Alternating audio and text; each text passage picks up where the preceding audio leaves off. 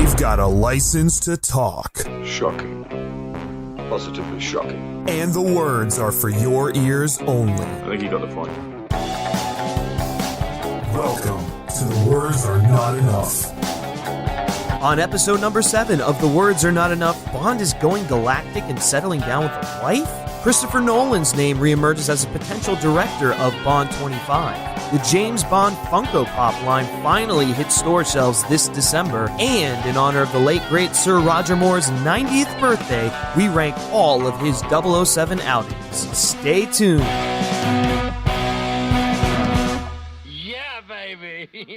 Welcome, one and all, to episode number 7 of The Words Are Not Enough. I am Griffin, 008 Schiller.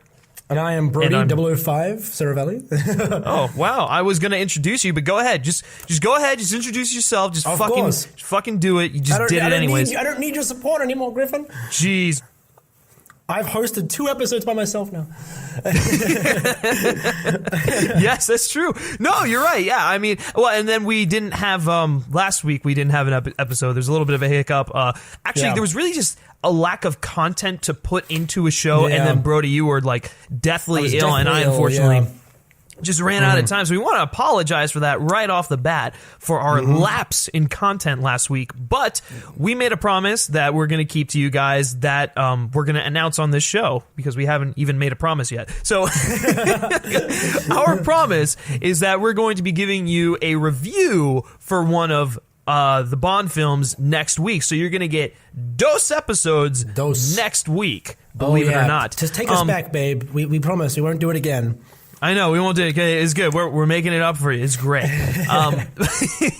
So we decided with Halloween coming up that next week would be a great opportunity to review and dive deep into Live and Let Die, which you'll hear us talk about a little bit later on in the show once we actually get into stuff. But so essentially what we're going to do is we're going to basically go through the movie scene by scene, talk about our favorite parts, review it, give you our thoughts on it, and just talk Live and Let Die, because that's really what that episode is going to be dedicated to, is Roger Moore's first outing as James Bond.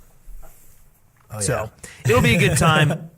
Excuse me, I got a cough going on here. Brody, are you excited to talk about Live and Let Die next week? I am, actually. I'm super psyched. Are you jazzed? I am so jazzed. I think I was touching on just before, it being the spookiest Bond film, because it's the closest to a Halloween Bond film we've got because of all the voodoo stuff and right. I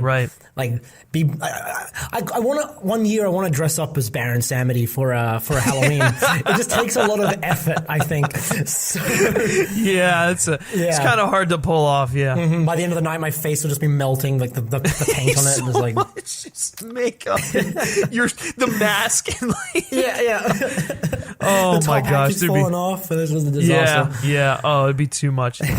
But yeah, so you have that to look forward to next week. But anyways, Brody, how was your weekend? Before we dive into this show, just a quick update on your life. Oh, I'm touched. I'm thinking it's been an all right week. Been pretty busy. I've just been getting over a cold, which is why I wasn't doing the why we didn't do the episode last week. Right. Yeah. So I apologize throughout the episode. You're probably gonna hear some like sniffles, and I've also got a delicious soda, so I'm going to be sucking on that. Soda? Oh, yeah, you were munching on a donut before the show, that's right. That's right, yeah. So, I mean... 99-cent donuts. I couldn't even believe it. I know, it's disgusting, and it's great, and...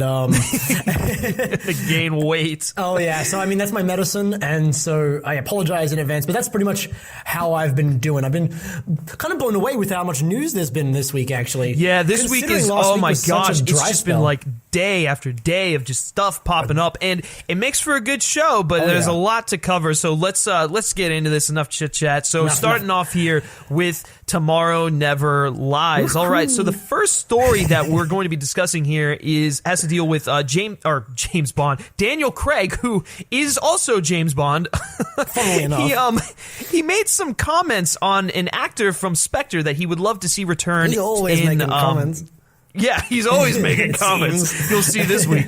Yeah, but there's a specific actor that he'd love to see return in Bond 25. And so an anonymous source at The Mirror claims that Daniel Craig wants Monica Bellucci to return as Lucia Sciarra Sciarra in Bond 25, stating he wants Monica Bellucci back. That's for sure. Look at that quote. That quote is like in depth. I know, it's just very blatant, obvious. So let's take a step back and let's think about this. Monica Bellucci returning. Well, didn't he ride off with Léa Seydoux? Are they just gonna, nix that? Or does this mean that Léa Seydoux is going to die at the beginning of Bond 25, kind of like a On Her Majesty's Secret Service kind of thing, only that's not the way they're ending the movie, it's the way they're starting the movie, and then Bond, I guess, is going on another revenge path. I don't know, Brody, how do you see this? And then I guess he links up with Monica Bellucci or Yeah, something. I don't know. What are your thoughts on this story? I actually, when I first heard it, I was like, because we I think since GoldenEye, since Tomorrow Never Dies, we've had rumors like, the Bond girl from the previous movies coming back, because Natalia was going to be she was going to be the Paris Carver role in Tomorrow Never Dies. Oh, yeah. And then in Die in the Day, they said they were going to bring back Michelle Yeoh's character, when he's in Hong Kong, for a little cameo. And then they kept saying Camille will be back and all this crap. So I feel like this is a pretty well-trodden rumor. Never seems to happen. But I'd be really, really down if it did, especially, I think, with Monica Bellucci's character, because she had such a small role in Spectre. Yeah, it was really, really tiny. Really small. And I feel like if they brought her back, it would almost retroactively make her role in Spectre a little more substantive, because that was just a setup, and she's going to be that's more setup than most any Bond girl gets. So that'd be kind of cool. Just bringing back both the women from the previous film to sort of tie it together and make the whole Craig lineage, not lineage, his whole run feel like one big story, which is kind of what they were trying to do with Spectre anyway. Everything will come full circle with that one. It would make sense, because if Madeline, because obviously they have to resolve this whole Madeline thing. They can't not have her. Yeah. So I think she's gonna die. She's gonna die regardless. Right. Well, maybe not given a story we're gonna cover a little later, but more likely than not, she's going to die. If they have any brains, she's going to die. Yeah. And then I guess Bond will be on another revenge mission, and I think a nice way to sort of tie it to Spectre a bit more is to say, Monica Bellucci, Lucia Sciarra, she has a lot of beef with Spectre too, and she also has connections to the organization. So it would make sense to have them re-team up. And then, and I was saying this to you last night when we were going through the notes. The last time we heard about Lucia was when Bond sent her to Felix, which means we could get Felix in the next movie, which is right, because we were exciting. Missing Felix in Spectre. And so it'd be really, because I've been waiting for them to bring him back, because he's one of my I've loved Jeffrey Wright's Felix, and they have a great little back and forth dynamic, and I think that's the last big relationship in Bond's sort of extended cast that they haven't really delved into much, because they did Moneypenny extensively. They set up Q really well. They set up the new M really well. But we haven't seen really much other than a couple of scenes in Quantum to really flesh out Bond and Felix. And now, I would just love to see them, because one of my favorite things about the novels is how important Felix is to. This is completely off topic. But I see where you're going with it. Long story short, I'm excited about Monica Bellucci because it means we can get Felix. Also because I think she has a lot of untapped potential, because they had good chemistry, but they don't necessarily have to be sexual partners in the in Bond 25, because Bond will be grieving. She will have. The organization that her bastard husband belonged to, who she didn't really like, is now trying to murder her. And I don't know. She has an inside sort of track with the organization, so it would be really helpful for Bond to track her down. The way I see this is, I could see her returning, but definitely not as the Bond girl, I guess, because there is an unfinished arc there for her. Because when we left her, Felix was taking her into protection, but that Spectre's going to have people like inside every organization and anything you could possibly think of that would probably try to kill her because they don't want to leave any loose ends. And that would just like double down on how great.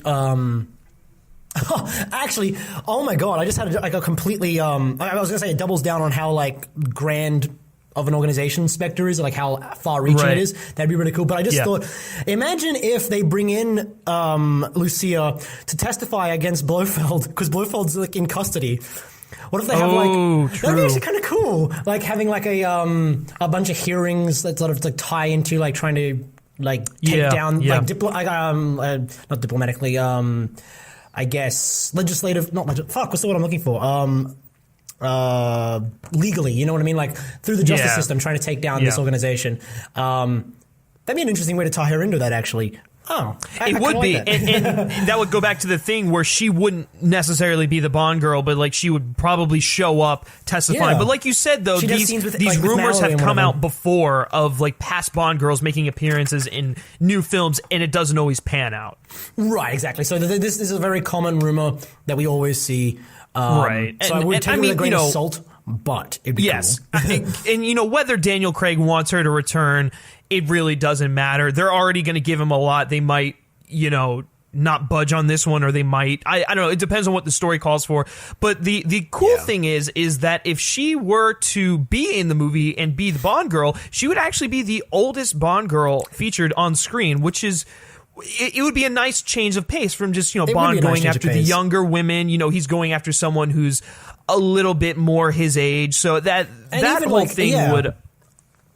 It would feel natural, put it that way. Yeah. No, for sure. And I think, I feel bad for Monica Bellucci because... Yeah.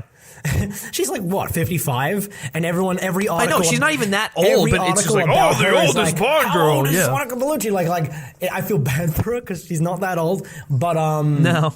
And she definitely doesn't look 55. Like, holy shit. No, she doesn't. She looks great for her age, Yeah, and so, I feel bad that, like, every article we've read has really, really focused on that. But... Right. But you are right. It would be true. And it would be nice because I think the mistake they make every now and then with Bonds as they get older is like, Bond gets older and the women stay the same age. Like, that's so true. And like, it's my God. The biggest problem, like, we'll talk about this a little later, but like, it was really weird having like, Tanya Roberts in A View to a Kill when Roger Moore was very visibly like her father's age. He could have been her father. Yeah, and so it was like, and there was Sean Connery and Joel St. John, like.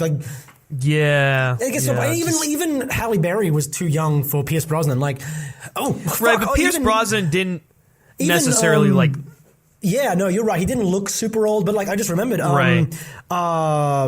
What's her name? Miranda Frost. Who played her? Rosamund Pike. Rosamund Pike was like 23. Yeah, she was really young in that movie. Yeah, so it's like that was a little creepy. Yeah, so it would be really, really nice to just see a very progressive, in a not in your face kind of way, where it's like, okay, Bond, exactly. Daniel Craig's like pushing 50. Let's give him an age appropriate woman, and not throw it in your face, just Yes, I agree. That's the part of the story that I do like. The part that I don't like is that I don't know. I don't really see her coming back. Like, it's kind of just arbitrary. It wouldn't make a whole... I could see where it would make sense, but it's, for me at least, I like the notion of a new Bond girl with each film. Or if you're going to carry over Madeline from Spectre into the new film, that narratively really makes sense because he needs to... If everything we're hearing about Bond 25 is true... He's going to be with someone, he's going to be married, and then she's going to be taken from him, and then that sets him off on this course. And I feel like if he gets set off on this course, he doesn't necessarily need like a love interest in the movie or a Bond girl per se. To be a Bond girl, she doesn't have to be the love. M was the love interest. No, I agree. No, I know what you're saying. I'm just saying like she shouldn't be a love interest for sure. Right, I honestly don't even know if he needs a Bond girl at that point because it really should just be him versus Blofeld, just one-on-one. And then you can have the rest of like like MI6 behind him, you know? I'd love to see like a parallel. I think I just have like a soft spot for what they did with Camille in Quantum of Solace. I would love to see something like that. Oh, yes, I do too. Yeah, with Monica Bellucci, like having her have her own little mission, and she's using Bond, and Bond's using her to get what they need, to get the Quantum of Solace that they need. I know, we're taking cues from Quantum of Solace. No, but that's a good point, though, because I did like their dynamic in Quantum, and you know, you just brought up a good point, and you kind of borderline sold me. I think if they go that route in Bond 25, that is the only way that I could see it really working. And then obviously going with the age appropriateness thing, it's good, you know. And having, I think like and this is me like getting into like fan fiction now and like writing the story in my head. Brody is writing Bond 25 right now. You heard it here first, folks. But no, I think it would be kind of cool because what I want to see and what I think was a missed opportunity with Diamonds Are Forever was the point that after Madeline dies, I want Bond to realize that he can never have what he wants and that he's always going to be alone. He can have these disposable flings, but it's never going to mean anything substantive. Yeah. And that's what Tracy's supposed to teach Bond in the books, and that's what Madeline could teach Daniel Craig's. But I want this movie to end with Bond being alone and having him work with the Bond girl and having him be on equal footing with her, but not in a sexual way. I think would be a really nice way to sort of hone in on that idea that he can be friends with Monica Bellucci, Lucia, but maybe they part ways at the end, like the end of the Moonraker novel, where like Galibrand and Bond part ways amicably, where it's like Bond is a little heartbroken that he can't have anything with her, and he knows he has to let her go because there's nothing that will happen because of what he's learned through his experience with Madeline and with Vesper. And I think that would be really nice. But I agree. No, I mean you're spot on. It could be a nice conclusion to that whole story thing. And once again, going back to Moon, like character, No, I know, but like once again, we're going back to the Moonraker novel for a lot of these stories for stuff that we're hearing. It's my favorite novel, man, for a reason. Dude, like, holy shit, it's so good. I know. I'm telling you, man, Bond 25 might secretly be Moonraker-esque. But anyways, all right, let's move on to the next story because that theory gets solidified even more. So Bond 25 is getting galactic, and Daniel Craig loves it. Oh, boy. Fuck me. So once again, this is another story coming to us from the Mirror. Rumor has it that tech billionaire, noted Bond fan Elon Musk has pitched taking Bond 25 into the stratosphere and is said to be developing ideas for a spacecraft, and reportedly Daniel Craig loves it. The anonymous source said the following. This is a little bit of a mouthful here, so just bear with me. Bond needs to keep up with the times and will be looking into Elon Musk's world. Spacecrafts, planes that can fly across the Earth in an hour, cars turning into submarines. That's what we need to include now. Daniel's stunts are going to move to a new level and have to include things shown in space movies like Interstellar. He is involved every step of the way, and as he always is, and is bursting with enthusiasm and excitement. Speculation that Bond 25 is looking to film in South Africa may also corroborate with Musk's involvement. Brody, let me hear your thoughts. What? That was that was exactly just like I remember when you sent me this article, my response was just, what the fuck? Yeah, I mean, this is, first of all, again, like going back to things I've said in previous episodes, and I guess reiterating my love for the Moonraker novel. Elon Musk is Hugo Drax from the novels. He is Hugo Drax. Yes, he is. Like, he's like this obscure billionaire who comes out of nowhere, becomes an industrialist who builds cool tech that'll like change the world. But maybe he's plotting something sinister. Elon Musk is actually the villain of Bond 25. Oh my god! And I think that like a character like that is really ripe for parody right now, because like in the last 8 years we've had like a really most of the developments in the space sector have been in the private sector. Like NASA's not doing much anymore, and so you have companies like Virgin and SpaceX who are really the ones pushing this new space boom. So that would be a good character to lampoon, along with like the Silicon Valley type, that sort of thing. But a couple of problems with that. We set up Blofeld. We have a story we set up in the last film, and we can't just drop that because Elon Musk wants to build a fucking rocket ship. I know. Blofeld's going to space, boys. We're actually recreating the spy who shagged me. Jesus Christ. Yeah, seriously. And then second of all, we did bond with rockets. We did bond with space shuttles, in fact, in Moonraker. And people didn't like that. So, I don't know what they're thinking, because this quote like strikes me as like it sounds like, I almost believe it because it sounds like something that like a corporate bigwig who's completely out of touch would say, like, we need to get Bond up with the times. Like, it does sound completely ludicrous. Like, I mean, maybe this confirms that Warner Brothers is taking over the Bond franchise, because it sounds like, dear God, maybe Sony got the rights, retained the rights. So, because that just, sounds more likely. Yeah, it just sounds so cynical and like completely unaware of the history of the franchise. Because with Moonraker, they didn't even mention Moonraker, but it's like you're talking about spacecraft and taking Bond into the stratosphere with action scenes inspired by Interstellar, where they go through a fucking wormhole. Like, this is madness. I'm completely. It's like they're completely oblivious to the fact that Moonraker happened, to the fact that they had underwater car submarines in The Spy Who Loved Me. Right, yeah. What? And the fact that, like, the last time the last film that they did where Bond had anything to do with space was Die Another Day. And they rebooted the franchise after that. Like, it's just so mind-numbingly, which also, coincidentally, Gustav Graves was a Hugo Drax type of villain. Yeah, so, he was. I think they've tried twice, and they haven't gotten it right. They haven't. So I don't want to see them try again with Daniel Craig. But they're welcome to try it again, but, like, again, finish the story you started. Dude, it just doesn't fit with everything they've set up so far with Daniel Craig's Bond. It is, each Bond actor sets up their own, well, not necessarily him. I mean, obviously he's got a way that he's going to portray the character, but the films that they are in are a product of their times, but they also have their own unique tone. And the Craig films are very much a hardened, more serious and intense take on the character. I mean, people are able to take James Bond seriously again because of the Daniel Craig films.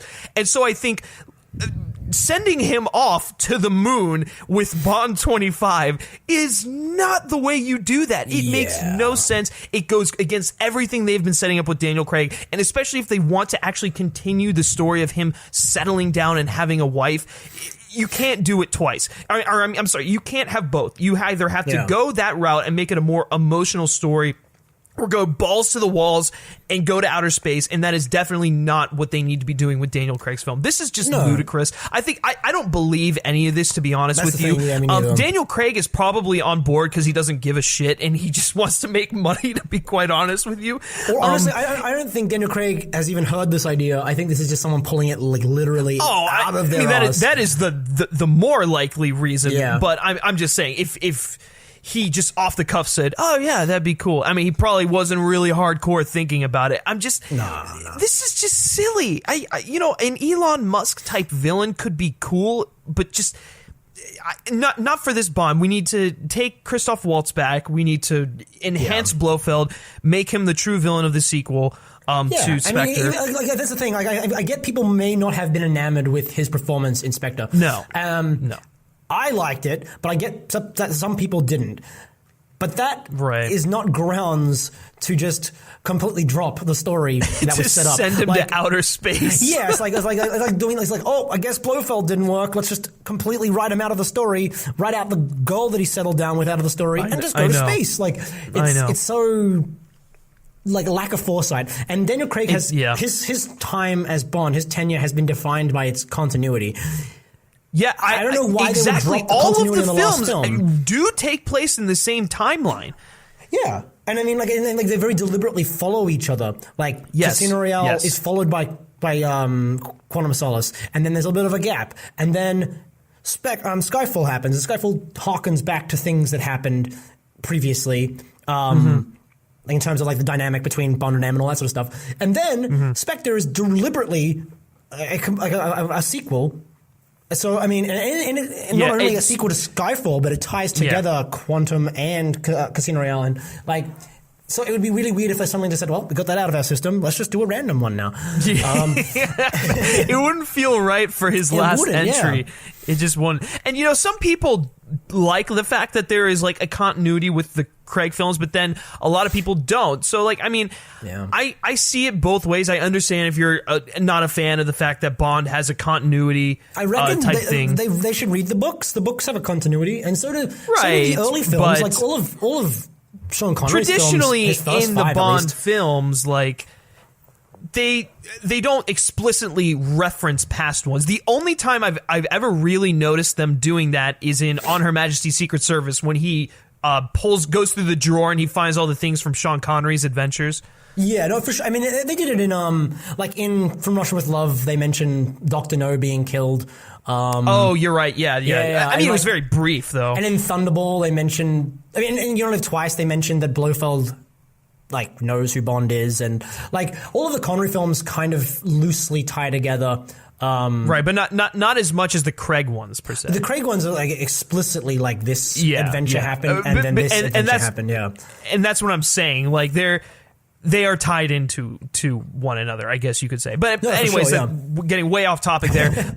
Yes, this is just a ridiculous story. I don't really believe any of it. I don't want to believe it. You know, if this is the route they go, I'll be disappointed, but I really can't see this happening. So anyways, let's move on to the next story here, which has to deal with, guess what, Bond 25 again. Whoa. Christopher Nolan apparently is still being eyed to take Bond 25 in a quote-unquote completely different direction. Woof. So, let's see what this is. An insider at Hollywood Life has reportedly caught wind that Eon wants to take Bond in a radically different direction in Bond 25. And apparently, despite various big names being circulated for the coveted directing role, Christopher Nolan is producers Barbara Broccoli and Michael G. Wilson's top pick to steer the franchise down this new path. The source added that, quote unquote, the producers don't want him to be the ladies' man he has been known for and actually want him to get married. Everyone feels Christopher would be the best to steer the film in the direction they are seeking, end quote. This is contrary to the comments obviously Nolan has previously made regarding a timeline for joining the franchise, because he has previously stated that if he's going to do a Bond film, he doesn't want to have any of the baggage of the previous one. So basically, he wants a fresh actor. He can do whatever he wants, make his own Christopher Nolan Bond film, and that is it. Yeah. So, Brody, once again, we're going to throw it to you. What are your thoughts on this little rumor circulating by Hollywood Life? Again, I think, like the last story, this has been pulled out of someone's ass. Like, this doesn't feel like it's in any way corroborated by anything we've heard so far. Not to say that the other rumors we've heard so far have been true. Very well could all be fake. But this especially, like, because Christopher Nolan has very recently, like, when he was talking about Dunkirk, come out and said, I'd love to do it, just waiting for the right moment, you know, and reiterating things he's been saying for years. I doubt he's suddenly just changed his mind, and instead of like wanting to avoid all the baggage of previous films, is going to embrace them fully by marrying Bond off and like doing a bunch of really like crazy things with the established status quo. Just doesn't feel right. It doesn't feel true based on everything else he's said. And then on top of that, no, not at all. Yeah. The marrying Bond off thing feels like it doesn't feel like a real thing. It feels like a rumor that was spread as a reaction to all of the I guess the Harvey Weinstein stuff going on in Hollywood right now.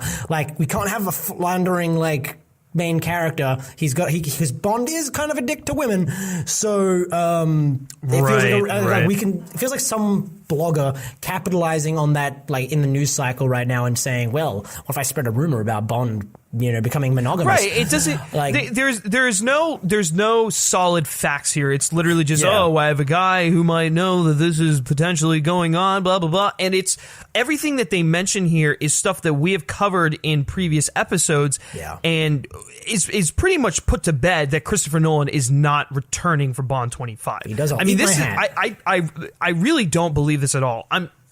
Now, the producers don't want him to be a ladies' man that he's known for and actually want him to get married, that whole thing. I think the wording of that sentence is misleading. Yeah. Because the direction that the Bond 25 seems to be going in is that the start of the film, he's going to be married, he's going to have he's going to have settled down, quit the spy life, that whole thing. Right, yeah. And I agree. I think that is probably what's going to happen, but that doesn't mean that they're going to get rid of the fact that he is a ladies' man. I mean, that is inherent to the character. And I actually think that in the Craig films, they've made him a little bit more respectful of women than they have with previous Bond iterations. He definitely he's not slapping women on the butt anymore. Yeah, I mean, no, exactly. I mean, he's a product of the modern times. He still has that, philandering, full of himself, kind of aristocratic personality to him. But that is just inherently the character, and I don't want them to rewrite the character that we all know and love. Once again, I don't think that that's what they're doing. I think this, like you said, this article is kind of capitalizing on some of the on the atrocities that are going on, which is not to belittle what is going Hollywood on right now, which is awful. And if that is the case, shame on them for that, because these are real problems that need to be addressed in Hollywood at the moment. Yeah. But anyways, the wording of that sentence, I think, is a little misleading. So that's just my take on it. Really don't believe any of it. I think it's weird because it feels weird because I don't think, it operates under the assumption that the Bond producers treat Bond like a character that should be aspired to. You know what I mean? Mm-hmm. I mean, and I get there are some people who can't draw a line between fantasy and reality. And so when they see a character like Bond, they're like, oh, I want to be him. And that has been a big part of Bond for a very long time. This idea that you want to be him. Like, every man wants to be him. Every woman wants to be with him. Like, that is. Yeah. But at the same time, especially with Daniel Craig's Bond, there has been a real emphasis to Bond is actually a flawed, a flawed character with unlikable aspects to his personality. Yes, exactly. And so I don't think the producers would be looking to scrub the misogyny out of him. It's not there to be emulated. It's there to be a part of his character. And it's not necessarily means it's not a part of his character that makes him a good person. It's a part of his character that makes him a bad person. And so exactly, and that's where people need to realize it. Every person has their own flaws. I mean, each person deals with their own demons, and for Bond, his demons are his misogyny and the fact that he has to live with killing people. Right, yeah. And I don't think sanitizing a character like that does anything. I was talking a bit about this when we were talking about the the race debate that's going on with Bond. I think scrubbing the bad things out of Bond in order to, make good on some of the less desirable aspects of his character isn't the best way to address those issues. I think a better way to issue is to put a spotlight on them and say, and have other characters in the movie or have the story itself focus on why those traits are not good. And that's why things like having M be a woman and having Bond be put in his place by a powerful woman in all of all through GoldenEye especially, and then all through Daniel Craig's films, is far more powerful than having just Bond be a woman. You know what I mean? Right. Well, and the fact that the Craig films have actually had some of the most, have had, arguably, in my opinion, the strongest Bond girls, other than Tracy. We've had Eva Green as Vesper, probably the strongest Bond girl. We've had Camille, who is on her own mission. She's got her own path. She's a fantastic Bond girl. Skyfall, the Bond girl, arguably is M. So, Spectre, Madeline, very capable of handling herself. She knows how to deal with situations on her own. She's a very strong and independent person, and actually, you know, is shying away from Bond when we first meet her. She doesn't want anything to do with him. So, like, the Craig films should be commended for that, I think. Yeah, no, for sure. And I think, I just don't think... And also, interestingly, about Spectre, I don't think it's... Because everyone always complains about the love story in Spectre, and there are problems with it. Yeah. But interestingly for me was that Bond doesn't make a move on her. You know what I mean? Like, right, she's the one who kind of, warms up to him. Yeah, because Bond makes an initially, like, I'm going to help you because your dad sent me. And then she's like, fuck off. And then they end up going on the mission because he needs her for the mission. But he's not like, he doesn't woo her. They have that whole scene where she's drinking and he doesn't do anything. He just lets her sleep. He stays up all night on guard because he's a damaged person. If that was Roger Moore, we'd be looking at a whole different ending to that scene. Right, seriously. And then that, I almost think that illustrates where the series has changed. Like, Bond respected her, said, like, well, she doesn't want anything to do with me, whatever. And then after the scene on the train, she, suggests, what do we do now? Like, have sex, Like, she initiates their relationship, and I think that is interesting. Right. I don't think Bond needs to be married to make him less of a prick to women. So, right. I think that really ties their hands narratively. You know what I mean? Like, having Bond be married. There's a reason Bond doesn't get married. I was actually literally about to say that whole thing. Yeah, you're spot on. Yeah.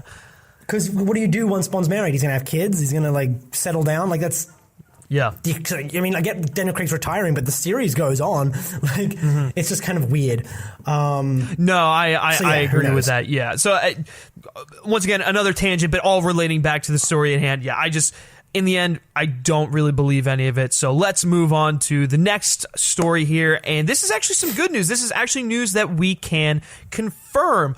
In an interview with ICG magazine, Dennis Gassner, production designer for every Bond film since Quantum of Solace, let slip that he would be returning to the franchise once again in Bond 25. With franchises, you have to honor the established elements while meeting audience expectations. I'm about to do my 4th James Bond film, and acknowledging the efforts of Ken Adams and others is a big part. So this is good news. I mean, according to him, I mean, once again, he may just be assuming, but this actually sounds pretty solid. I think we can actually count this one as a confirmation that the production designer is returning. And we were actually having a good conversation about this last night. If you remember what we were talking about, Brody, you want to continue that conversation? Of course. Basically what I was saying, what we were talking about was... I really like what Dennis Gassner has done in terms of production design for the Bond. Because, like, Daniel Craig's Bond films haven't had the biggest, flashiest sets compared to previous films. Like, the Ken Adams stuff is in a league of its own in terms of those, like, conceptually. Anyway, and so, but what I think Dennis Gassner did really well was when he came on to Quantum of Solace, he kind of pushed the series, because it was still on that grounded level that, like, Casino Royale established, but he sort of pushed the series towards a more classic aesthetic in a lot of ways. Not in an overt way, but I just think if you compare the production design of Casino Royale, which is great, to the production design in Quantum of Solace, there is a kind of a timeless retro style in Quantum of Solace that is kind of hard to I mean, I was mentioning this to you last night. Like Casino Royale had...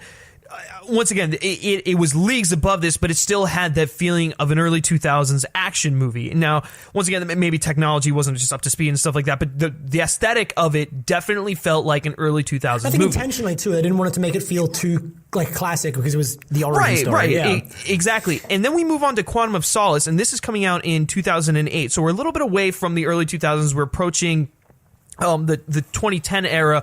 And you sit down and you watch this movie today, and it feels like a film that could come out today. What Gassner brought to the aesthetic of Bond was a sense of modernism. Like you said, he brought a classic feel back to it, but yet it still felt like in today's world. It really just moved Bond away from the period of the early 2000s that the Brosnan film, the one Brosnan film had, and then what Casino Royale had.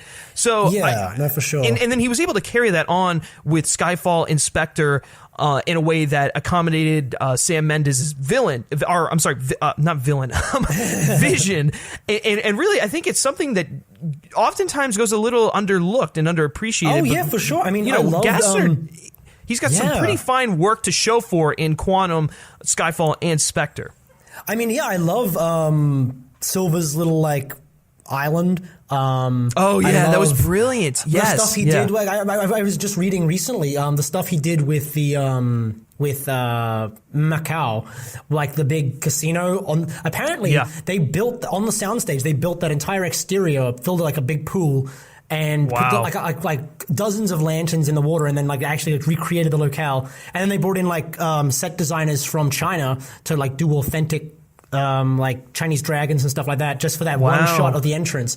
And it's and then I love Blofeld's lair. That was really classic. Oh yeah, that was very. It was a nice blend of when the characters first went to Dr. No's lair on the volcano island, but yet it was like modernized and stuff like that. It was like little details the Phantom, the Rolls Royce Phantom, coming out of the desert. I thought that would have an iconic kind of style to it. Oh my gosh, that was right. Another great scene or great moment, really. Yeah, right. So I mean, I'm just so glad he's coming back because I think it's like you said, underappreciated, talked about, but it's such a strong presence in these films, and it'd be noticed if it was gone, I think.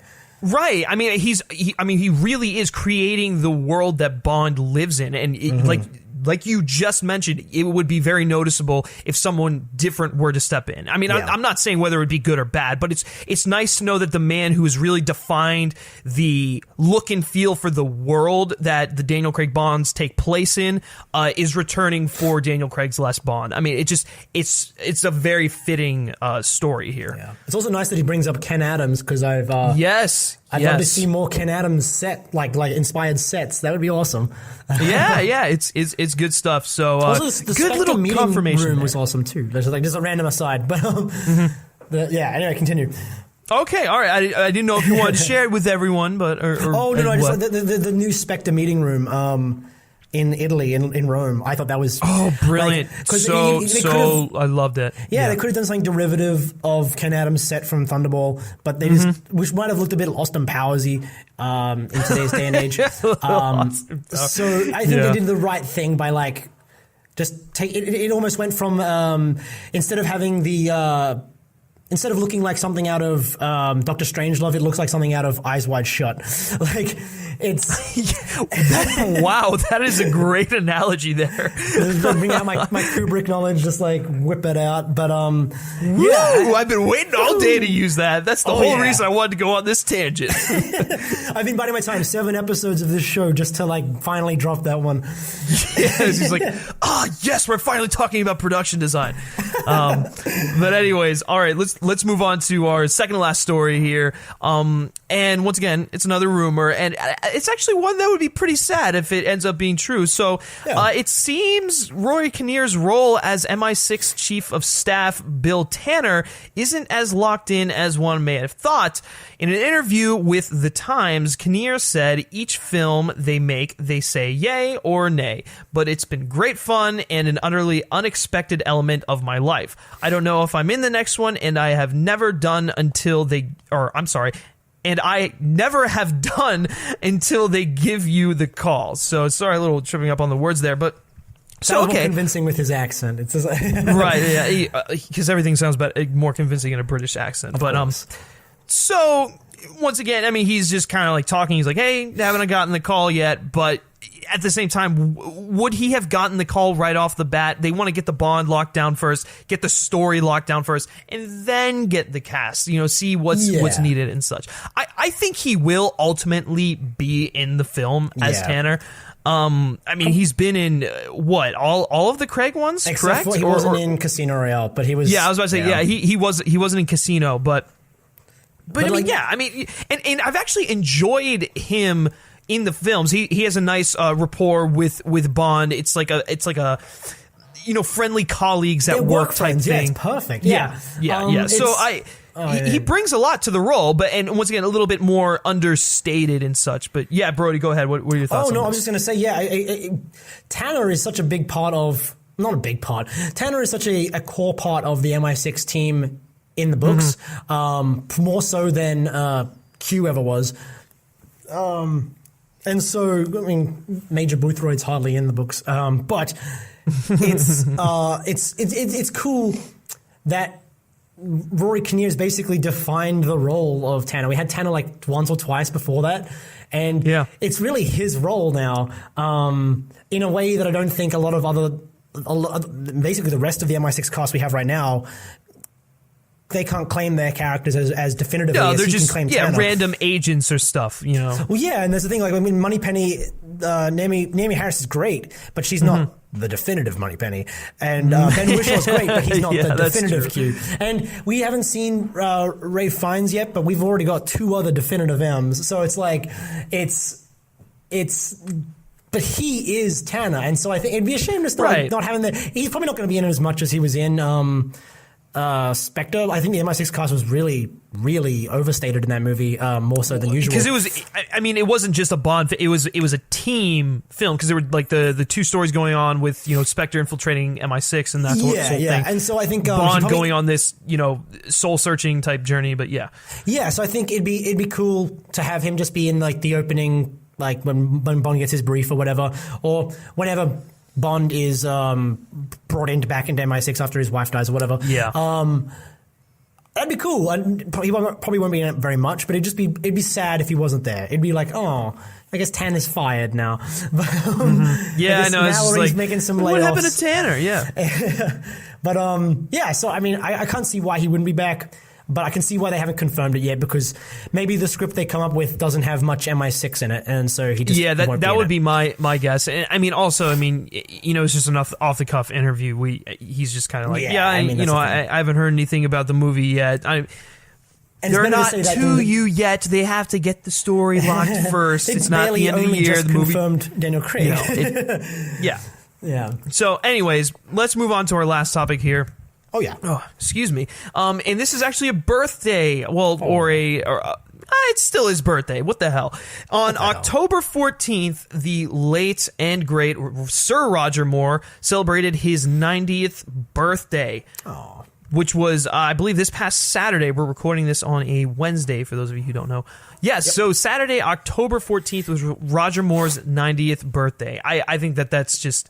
It's a shame that he didn't live to be 90, but I mean, wow. What a guy. I mean, this man did so much for this franchise throughout the course of his life. I mean, he is for many people, he is their definitive Bond. And obviously our thoughts and prayers are with his family and whatnot, because I'm sure this is a very difficult time for them. But Brody, what are some of your favorite Roger Moore moments? From either his films or just his personal life or anything. I think Roger Moore is like... I've always maintained this with like my brother and with like friends and other people I've talked to about Bond with. Roger Moore was the Bond franchise's Leonard Nimoy. Like, he was the ambassador of the franchise. That is so true. He was the face of it. Like, Sean Connery was the first, and he sort of divorced himself from the series after a while. Yeah, that's right. Right. Roger Moore always embraced it. He was always there, and he always like. I mean, and again, like Leonard Nimoy had his own ups and downs with his franchise with Star Trek, but it's something that he was so like he just sort of accepted it, and he was so passionate about it. He knew, I mean, I'm going to be known as James Bond for the rest of my career, but what's wrong with that? You know what I mean?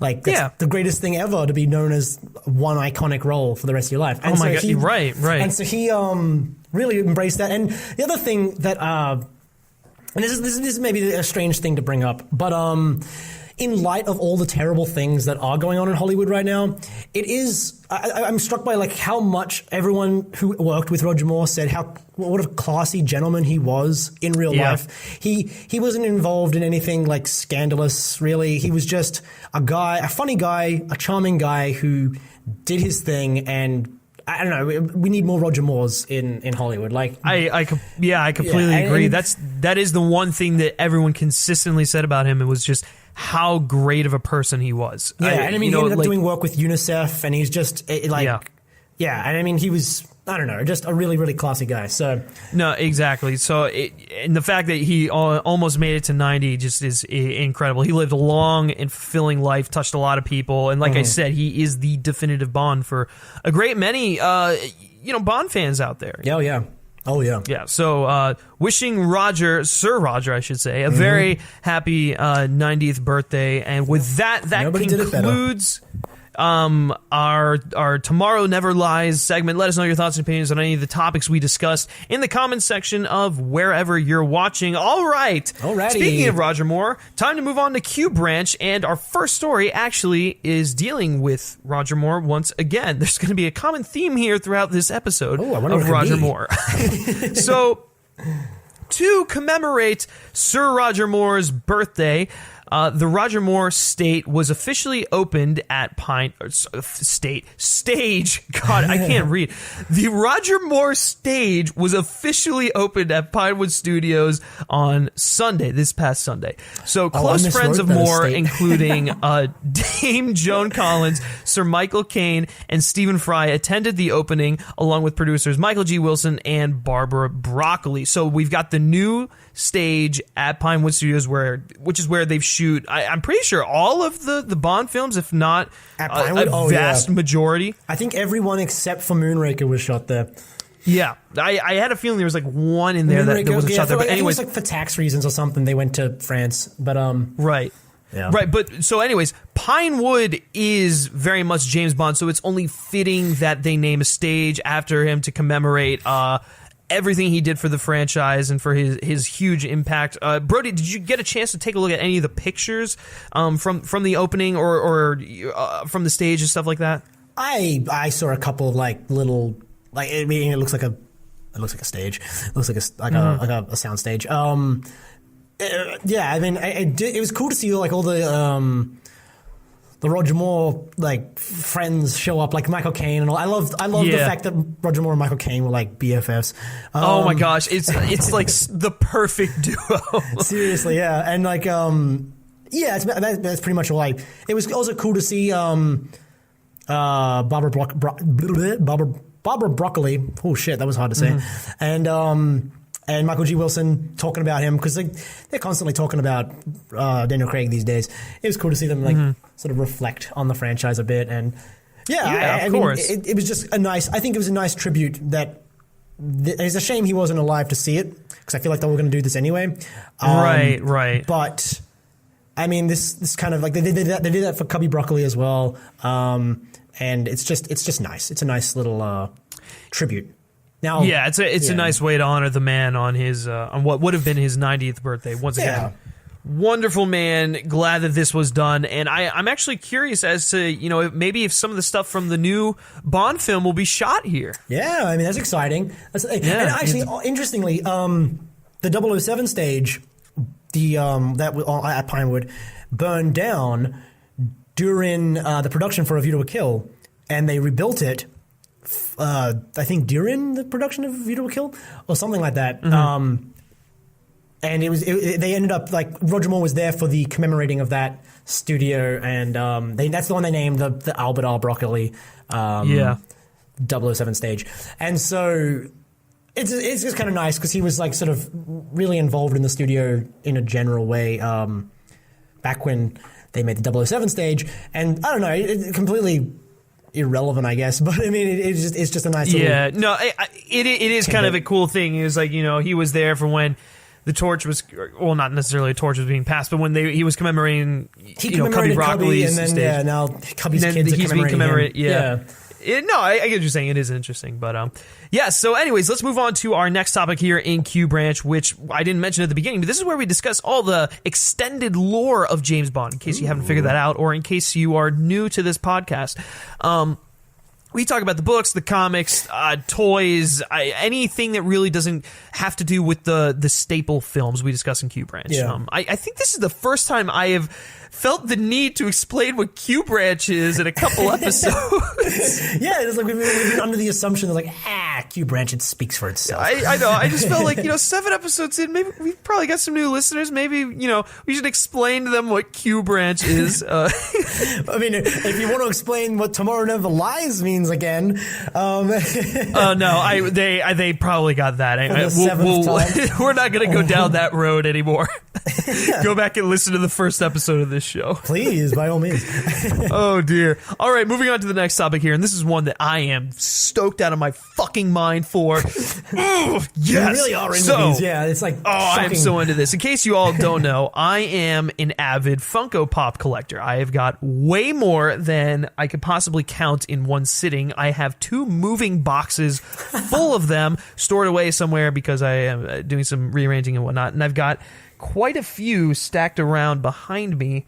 I'm looking at some Kingsman ones right now. Ooh, but anyways, the reason I bring this up is because the company Funko are finally bringing us some James Bond pops this December. So, yes, we're going to discuss these figures. They're going to be...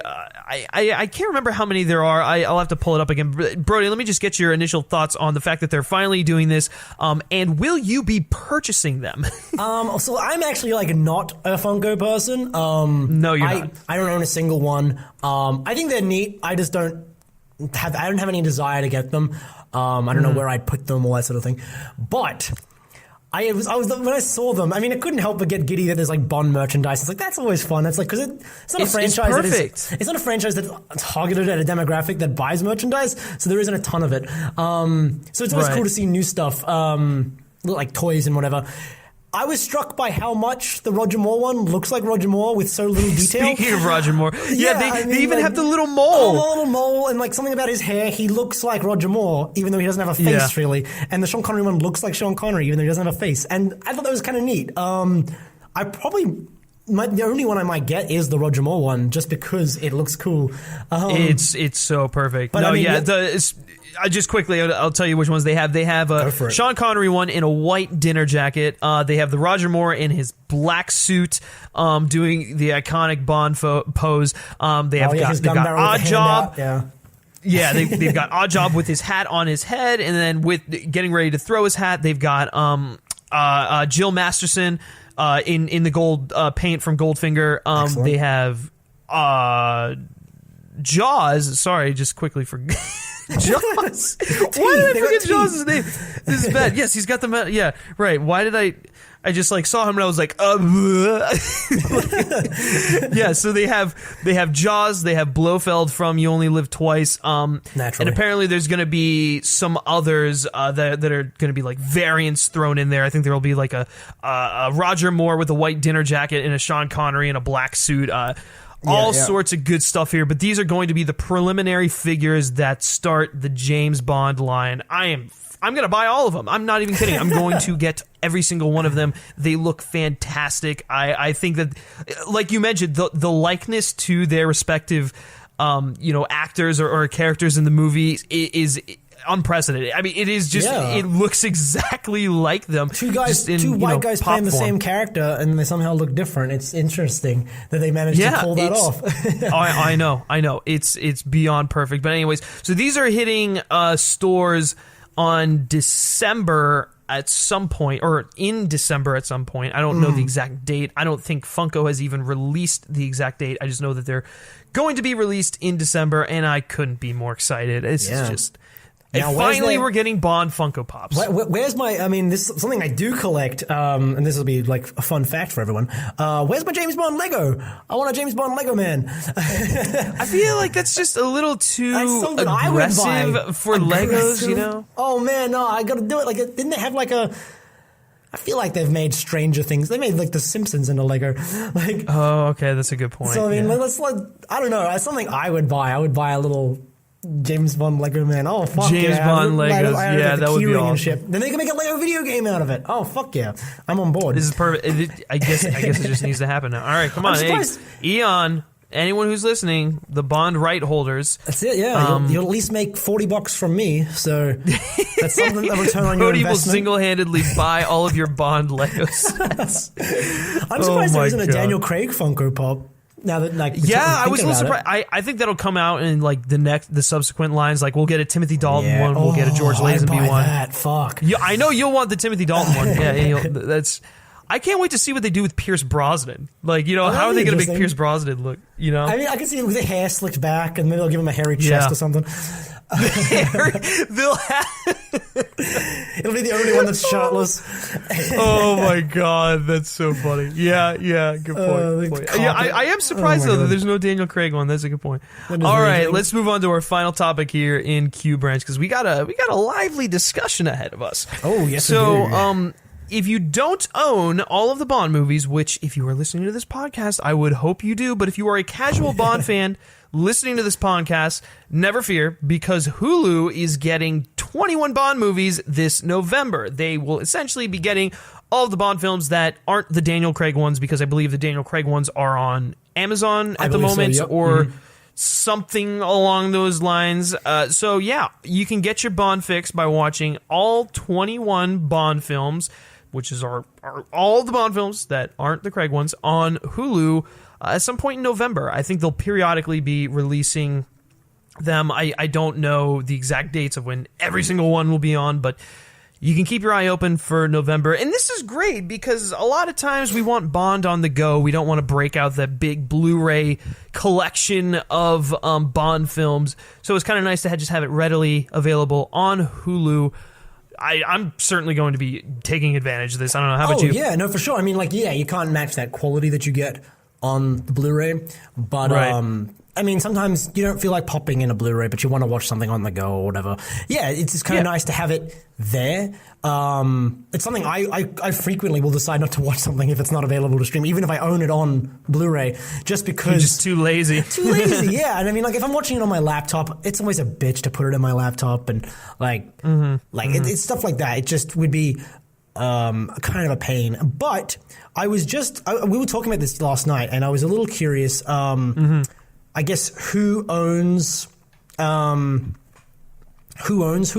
considering the distribution rights for the Bond films are up in the air right now. Right. And didn't find anything too scandalous. It seems to be owned in part by a lot of media groups. It's basically owned 30% by NBC, Fox, Disney, and the Turner Broadcasting System.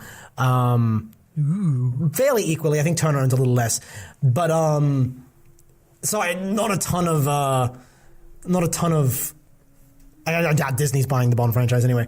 So no, maybe Fox because they have 30. But this is completely wild speculation. But the fact that they are announcing distribution of the older films on a streaming service right as we're about to get news about who's distributing the films is interesting. It is interesting. I don't think the two are linked in any way. I think that and the big indication of that is the fact that the Craig ones are still on another platform, or maybe aren't even on a platform. I don't know. The Craig ones aren't included in this deal, in this whole distribution for streaming. That also might be deal. because they're still making money off the individual home media sales for those ones, whereas no one's going out and buying on Her Majesty's Secret Service on a single DVD. I don't know. They still have the collection though, so people are still going out and buying the James Bond collection that has all 24 films. No casual fan is like, I want to buy 24 films at once. Well, if you're a movie fanatic, if you're a Blu-ray fiend, there's a lot of different things that can go. A small portion of the population. You're right. Anyways, going back to this, I think this is harmless. I don't think it's linked. It would be interesting if Hulu did get distribution rights because they had the documentary that was on there about James Bond. Yeah. I don't think Hulu's going to get the distribution, but I think maybe a parent company of Hulu might be using their online platform to distribute the films, the older films, and then maybe turns out Fox or Time Warner or whoever. Right. I mean, who knows? It's just interesting, is all. No, it is. It is something we could just speculate until the cows come home. But anyway, so that is going to do it for Q Branch. You got your James Bond coming to Hulu. You can look for Funko Pops coming this December. And Roger Moore's got a new stage at Pinewood Studios. Yeah. All right, moving on to our final segment here, because we have no Brother from Langley this week, because Brody did not watch The Foreigner. We were going to talk about that. That's true. Brother from Langley, but you didn't see The Foreigner. I was sick. Anyways. I was sick. I have an excuse. You know what? No excuses. You're watching a movie. You're not playing there is no polo. excuse because I went and saw Happy Death Day, so on Friday Oh, the 13th. you son of a bitch. Oh, God. I saw Happy Death Day instead of The Foreigner. I will be seeing The Foreigner. I probably will enjoy it a little bit better. So it's a good Martin Campbell film. It really is. It really is. Okay, anyway, so moving on to our final segment here, Shaken But Heard. This is our discussion segment where we have a topic, and guess what? We discuss it. So today, in honor of Roger Moore's 90th birthday this past Saturday, we're going to be ranking all of his Bond films from least favorite to our most favorite to the coveted Roger Moore Bond film. And I can tell you right off the bat, for me, mine's going to be very stereotypical, but Brody, from everything you've been telling me, yours is very unconventional. I think so. I want to state that, like, we should probably preface this by saying, I probably like the Roger Moore movies more than you do.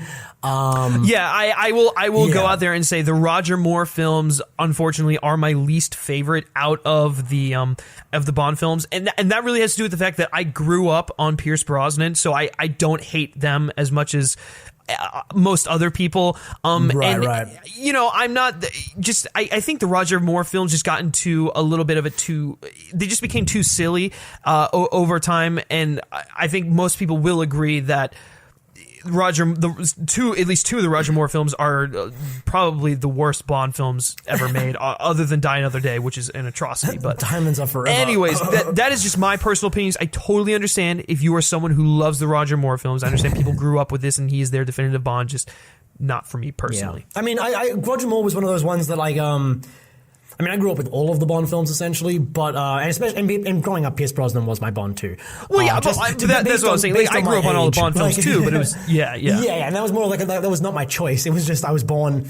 In that era. So yeah, I mean, like his first Bond movie came out the year I was born. I had no choice. Yeah, no, same. But and so but Roger Moore always his films are the most formulaic of all the Bond films, I would say. Right. Other than Pierce Brosnan's, there is a very strict, like, I guess, structure to them, where it's like opening scene, opening credits, Bond goes to MI6, Bond goes on a mission, Bond seduces one woman dies, Bond seduces another woman, they're together to the end, Bond defeats the villain, the Leia, and then he has sex with the woman at the end and they get caught by him. Like, that's pretty much the Roger Moore, like, formula. Yeah, they were very formulaic. Yeah, yes. And so it was like, and that's fine. It's just, it's comforting to me. It's like comfort food. Whenever I want to just put on a Bond film in the background, or I just want to feel good, I just put them in because I know what to expect.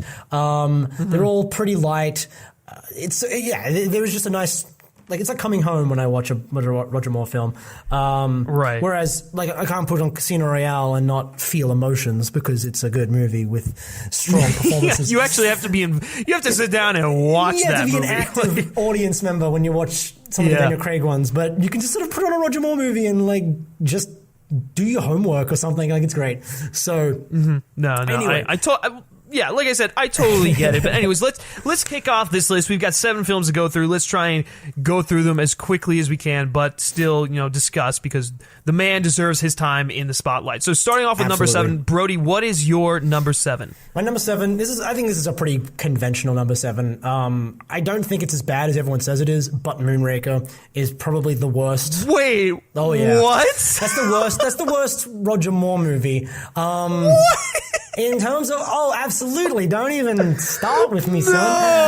On a conceptual level, Moonraker is flawed. It's a good performance from Roger Moore. Roger Moore does what he can with that movie. And it's like not a bad movie. The first 2 acts are pretty good. There's some really good parts in it. Like, I really love, even though he's not the Hugo Drax in the book, I love Michael Lonsdale's Drax, the very dry, stoic deadpan like performance he gives. Yeah, he was good. He was good. I love the like he has like he said one thing. He has one of the best Bond villain lines in history, where he's like, "You have the persistence of an unwanted season, Mr. Bond," and it's like it's such a great line. And then like he has another great moment where he's ordering Jaws to basically put Bond and Dr. Goodhead in the airlock.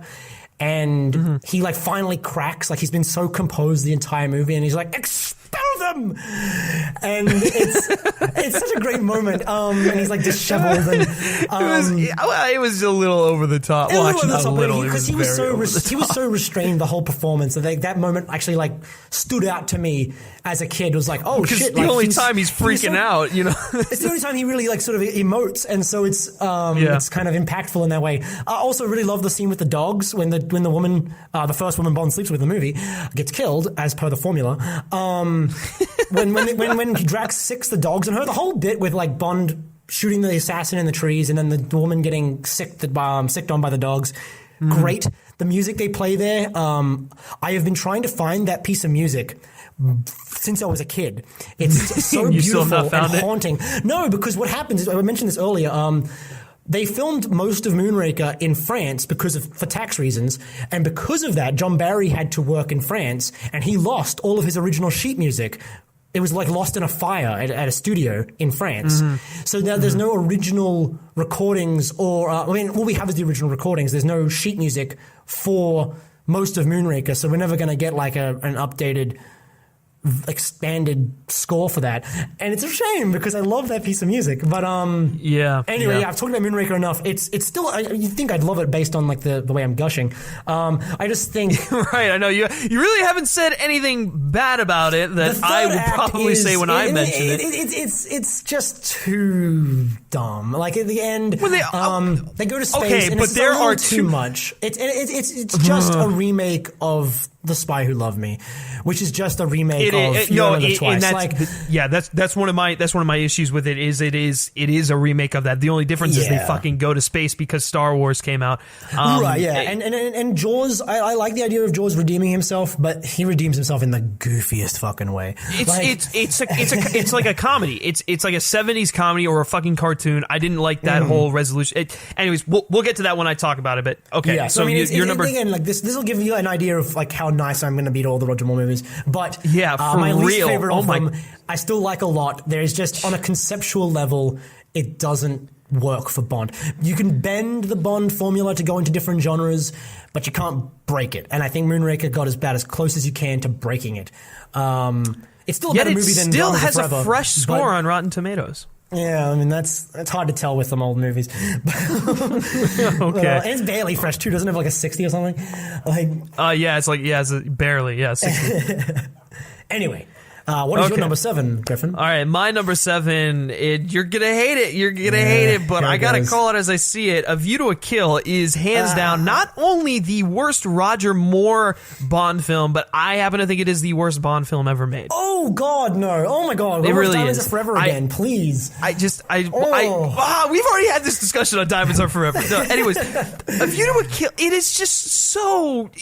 Roger Moore just should not have been in that movie. I understood why he was in it, but he felt so out of place. He was like an old man trying to be young again. He's with a woman who is probably the same age as a daughter of his.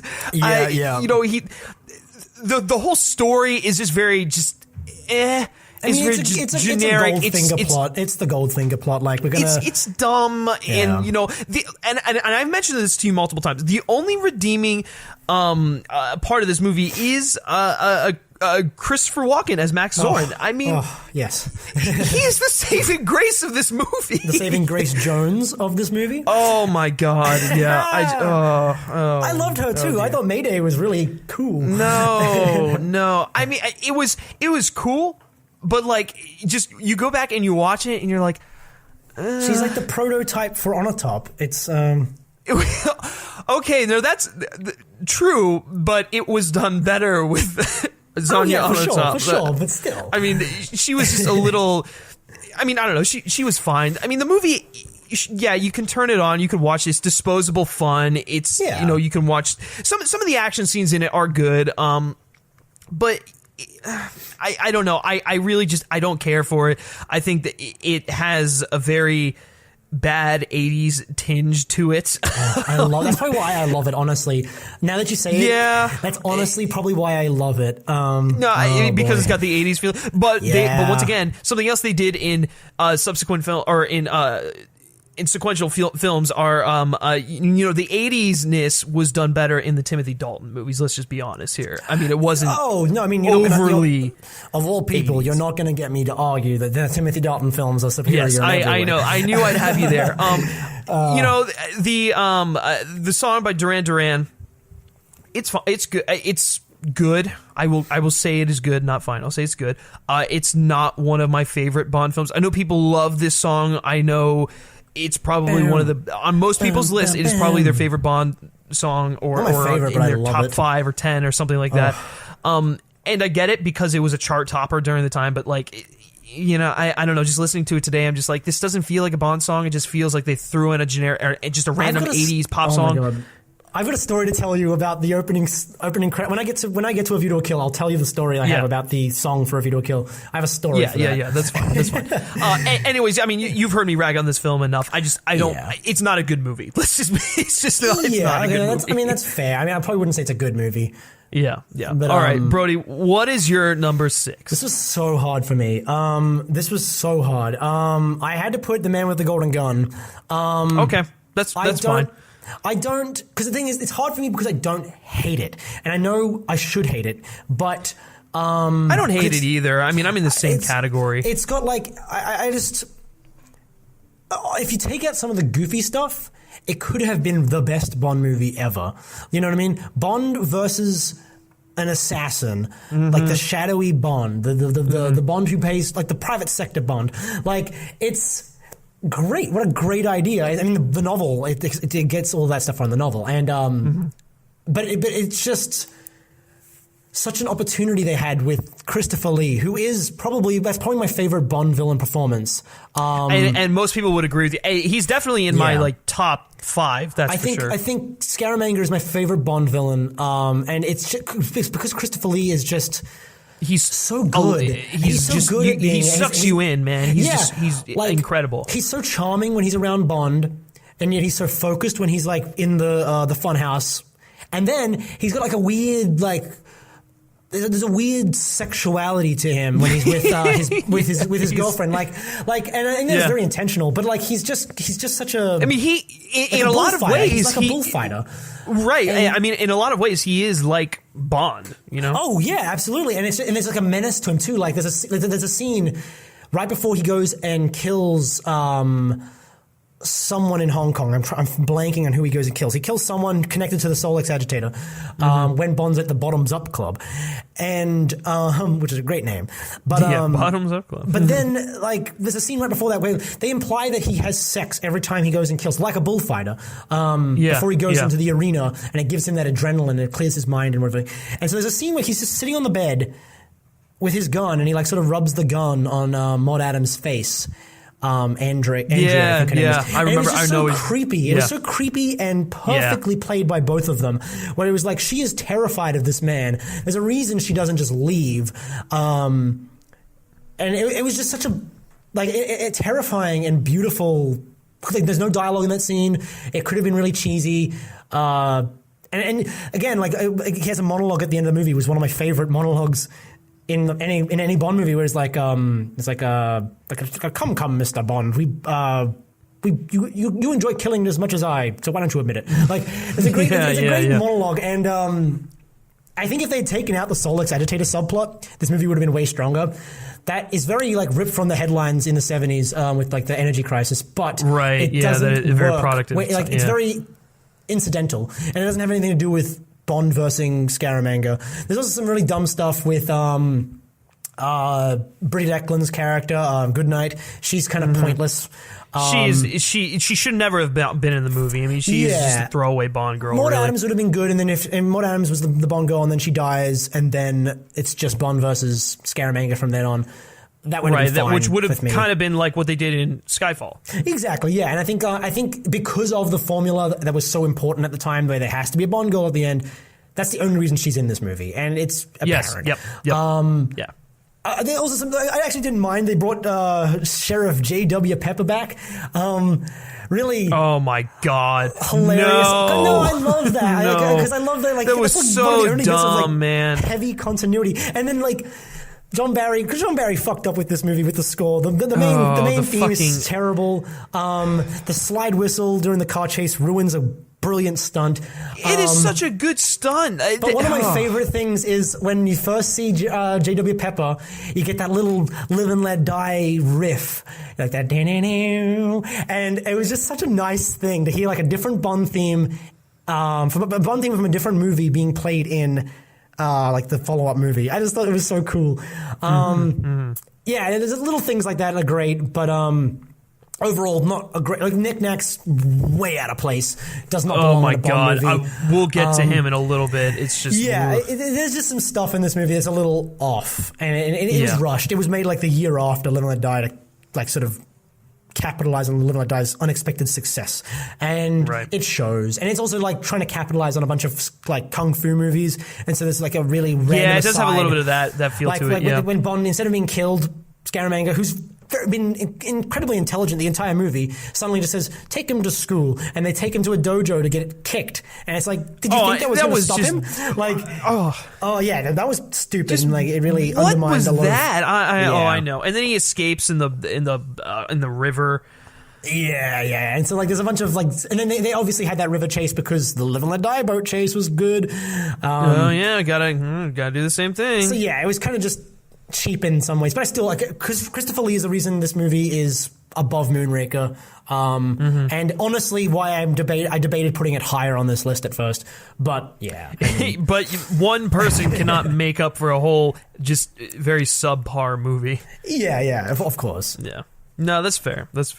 Honestly, I probably would have put it in the same place, except I don't like Octopussy. Octopussy is coming in at number 6. Like I said, I think I wouldn't say I don't know where this one lands as far as the worst Bond films ever made, but it's definitely in the discussion. It's just kind of the same thing with A View to a Kill, only less so. I mean, they tried to go a little bit more serious, and you're right. You and I were talking about this last night. There was potential in there, but unfortunately, it just gets too silly. I mean, and maybe we should have expected this from the title, Octopussy.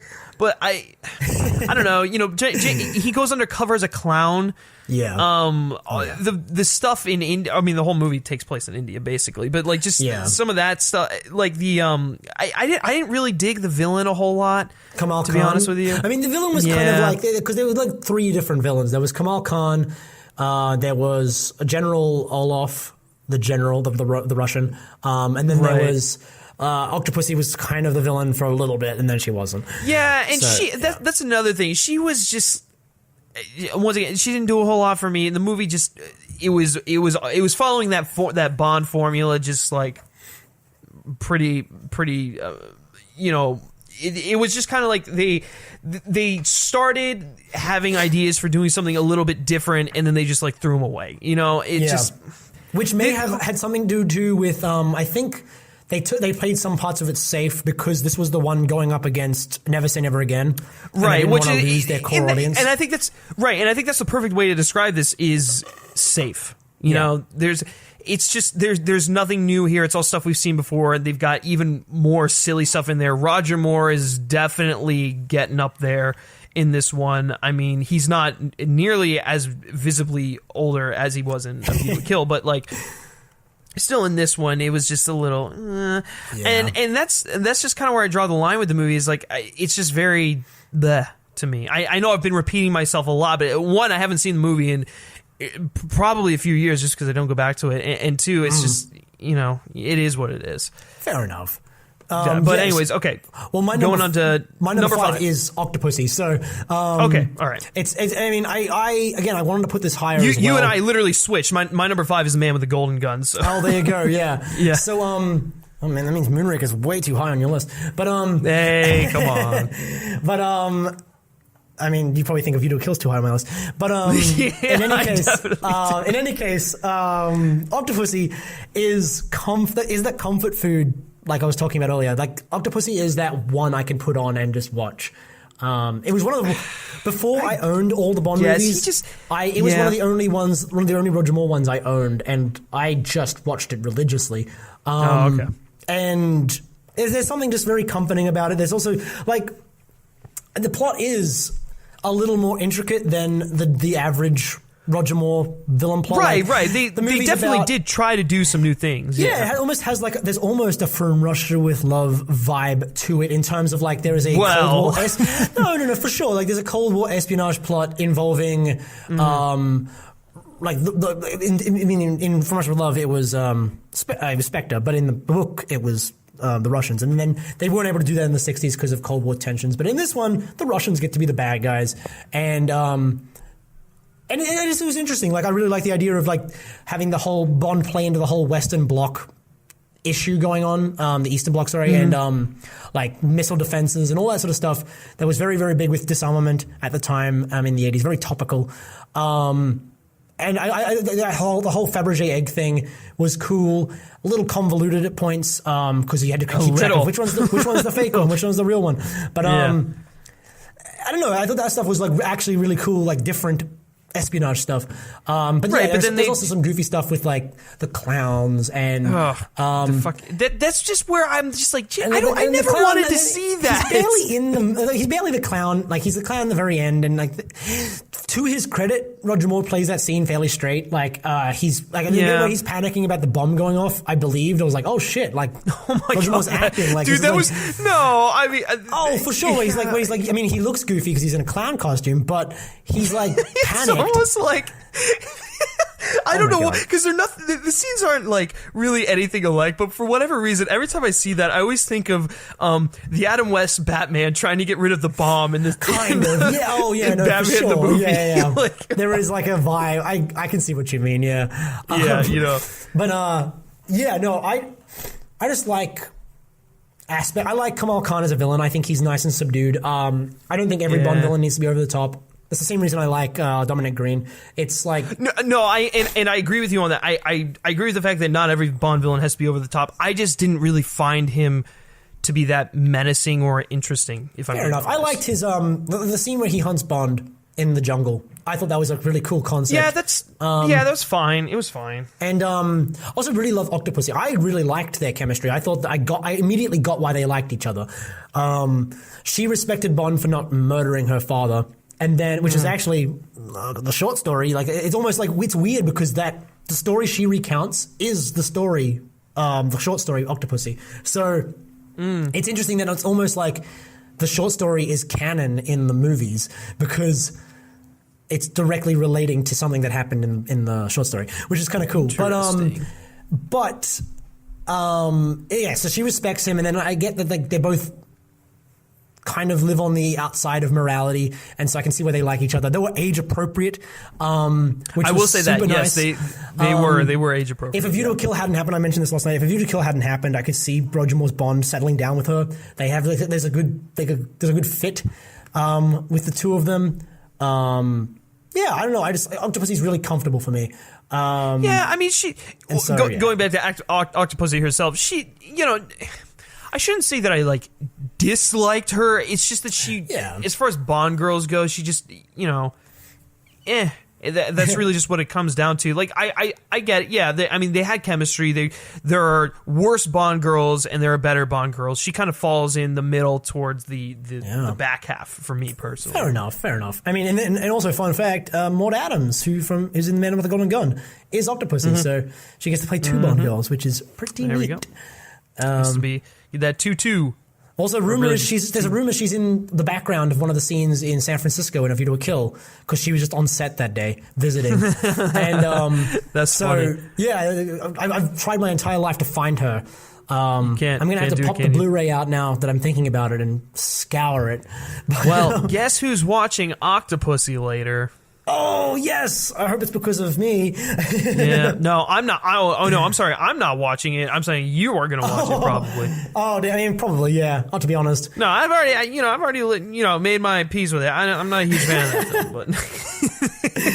Oh my god. Okay, But so anyways, what's your number okay. 5? Number 5, like I said, was The Man with the Golden Gun for a lot of the gotcha, same yeah, reasons right. you said, but then also it's very forgettable. I mean, I was putting this list together and I was like, I've got like 6 here. Where's the last one? Oh, The Man with the Golden Gun. Yep, that's just kind of what it is. Yeah, and really the only reason the movie is stomachable, I would say, is because of Christopher Lee. He is just so good. He's so good. The first time I remember the first time I watched it, I wasn't like I was very like it was interesting the way it started off with him and the way he kind of like lures his targets down in there and then he assassinates them. It's all very colorful and interesting, and I was like, this is a little weird, but on repeat viewings I'm like, this is just brilliant. It's just making Scaramanga just that much more menacing of a villain. Yeah, that's the thing. He doesn't just kill them. He uses them as oh my god, he toys with like them. practice. Yeah, it's like he's testing his own skills. Yeah, yeah. No, I totally agree with you. Yeah, it's cool. Knick-Knack. Oh god, he is so out of place. Oh no! And every time he would come on screen, it's like I couldn't help it, but I just always think of like Mini-Me and Dr. Evil, that kind of thing. Just because obviously that's what he was based off of. But he just also he freaked me out, man. Like he just. I mean, he has like a kind of he's like a weirdly because I mean this maybe this bit of. Real life seeping into my interpretation of the character. He's kind of rapey, because Jose Villachet was kind of a weird sexual deviant in real life. No, he was. He so, I remember there was like not reports, but just like there was like people said that he had he was involved in massive orgies and stuff. Yeah, and I think Britt Eklund said that on set he peeped under her dress because he was short enough to see under it. It was like he did some pretty creepy stuff on the set of that movie, let alone other movies. But probably did a ton of stuff on what was it Fantasy Island, Treasure Island, no, Fantasy Island, yeah. Fantasy Island. Yeah. So it made me part of that real life. It did. There was definitely some of that. I mean, he also just had a little bit of a creepy just vibe to him in general. There's a couple of scenes where he just sort of stares, and it's unsettling. Yeah, I think he's not because he's a little person, which is he's just right. No. Dude, Peter Dinklage is one of the best actors working today. He's incredible, and he could pull off just about anything. So I'm once again. Should they reboot Knick-Knack with Peter Dinklage? It's the character. The character is just he doesn't belong in that movie. It doesn't feel right. Yeah. No, and once again, if Scaramanga wants to have a henchman, think of something better. I don't know what his perfect henchman would be. A henchman. He really doesn't need. Yeah, you're right. Yeah. He doesn't need one. But I'm saying if they wanted to give him one, something better than that would be much preferred. But anyways, the things I do like about Man with the Golden Gun are the Bond song. No, I'm just kidding. That is hands down one of the worst. That is probably the worst Bond song ever made. The action in this movie, the stunts, I actually think are really solid. The car chase is fantastic, and if they wouldn't have fucking ruined it with that slide whistle. It kills me. But anyways, I can forgive that. It's kind of funny because we get the sumo wrestling match in here. In that I just because Austin Powers reminds me of Fat Bastard. Anyways, I actually don't mind the boat chase. I like the river boat chase quite a bit. It's all right. J.W. Pepper just why is he in this movie? Just there was no need for that at all. There was no, he pops up and it's kind of like an Easter egg, but it's also just kind of like, why are you here? Just leave. Just walk out the front door or something like that. But what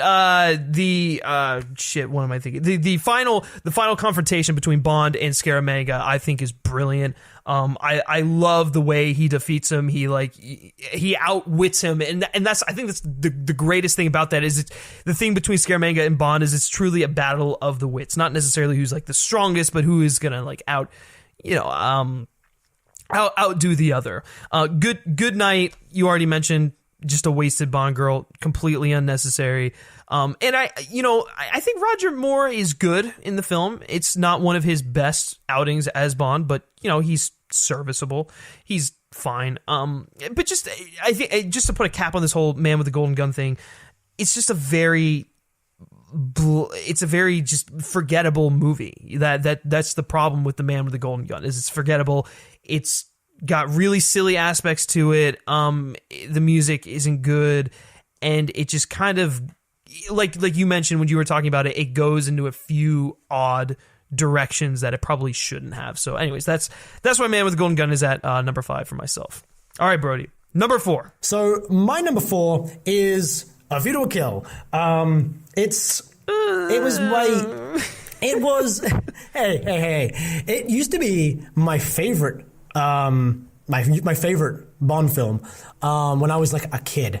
Something about it was just so, I think it was the 80s, like that 80s aesthetic. There was something so intoxicating about it for me. I had like a sexual awakening watching the opening credits to this movie. I don't know, something about it was just so enticing. It was like the women fully covered in neon paint, and like that doom, like that synthy like rock sound that like opens the song, and then like the woman unzips her like her jacket and it has 007 like on her breasts, and in neon paint, and the whole thing is in neon, which is like, because all the Roger Moore opening credit scenes kind of got samey. Like after The Spy Who Loved Me, Maurice Binder, who did all the Bond opening credits until GoldenEye, he kind of just ran out of ideas, I guess, and he's like, well, I'm just going to do the same thing now. And so like there was a formula to those two, where it was like naked women doing acrobatics, titles, like, and then like a pop song. Like that was pretty much the Roger Moore opening credits. But this one was just the pop song. It was like kind of a rock and roll pop song, more so than like Sheena Easton or Rita Coolidge or anything like that. So it was like different. It was electrified. And then you had this neon paint, which was just so different. And it was so provocative. Oh, I loved it so much. And I saw it and I was like, because I got the intro to A View to a Kill is Brody's sexual fantasy. Well, but dude, I had a copy of it, and I popped it because my brother and I were going to watch it together. The next day, we were going on a trip, and we were like, we got A View to a Kill. We'd finally found a copy of it, and we were like, okay, we're going to watch it because my parents were going to like a function, and so we're like, okay, we're going to go in the hotel room. We're going to watch this in the hotel room and like order pizza, and it's going to be a whole thing. And so. But I like snuck a peek of the opening credits, and it was just like I needed to see the movie after I saw those credits. I was like, I need to see this movie. And then when I watched it, it was just so weird. Like there was such a strange. The whole movie is very sexually charged in a very strange way. Like Mayday and Max Zorin have this weird dynamic. And Max Zorin is so like he's got like a David Bowie sexuality to him, and it's like we mentioned, David Bowie was supposed to play Max Zorin. And Christopher Walken is so good. He's another one of my favorite Bond performances. He is just so good at being unhinged. He's one of the more unhinged Bond villains we've ever had. Like a lot of Bond villains are megalomaniacs, but he's like actually crazy. Like he's just a damaged human being. Yeah, and so like I love the scene where he's in the mines and he's just gunning down. He's got the Uzi and he's like just gunning down all of his workers so he can flood the mine shaft. And I just remember that being such a. I mean. To me, that was my Goldfinger moment. You know how in Goldfinger, like, you think it's a heist of Fort Knox, and then you get to the beginning of the third act or the end of the second act, and you realize, oh, he's just going to irradiate it. He's not going to steal any gold. He's just going to irradiate it to drive up the price of his gold. Genius. Yeah. To me, like, I mean, that was. I kind of already knew that. I don't know, like through osmosis. I just kind of knew that when I watched Goldfingers for the first time. Sorry, and so, but watching A View to a Kill, it was like, oh shit, he's just like killing all of his men, and he's gonna like for me it was kind of like that, like oh, the plot is not what I thought it was, that kind of moment. And so it just like it struck me, and I get that a lot of my reasons are very personal for why this movie like is so important to me.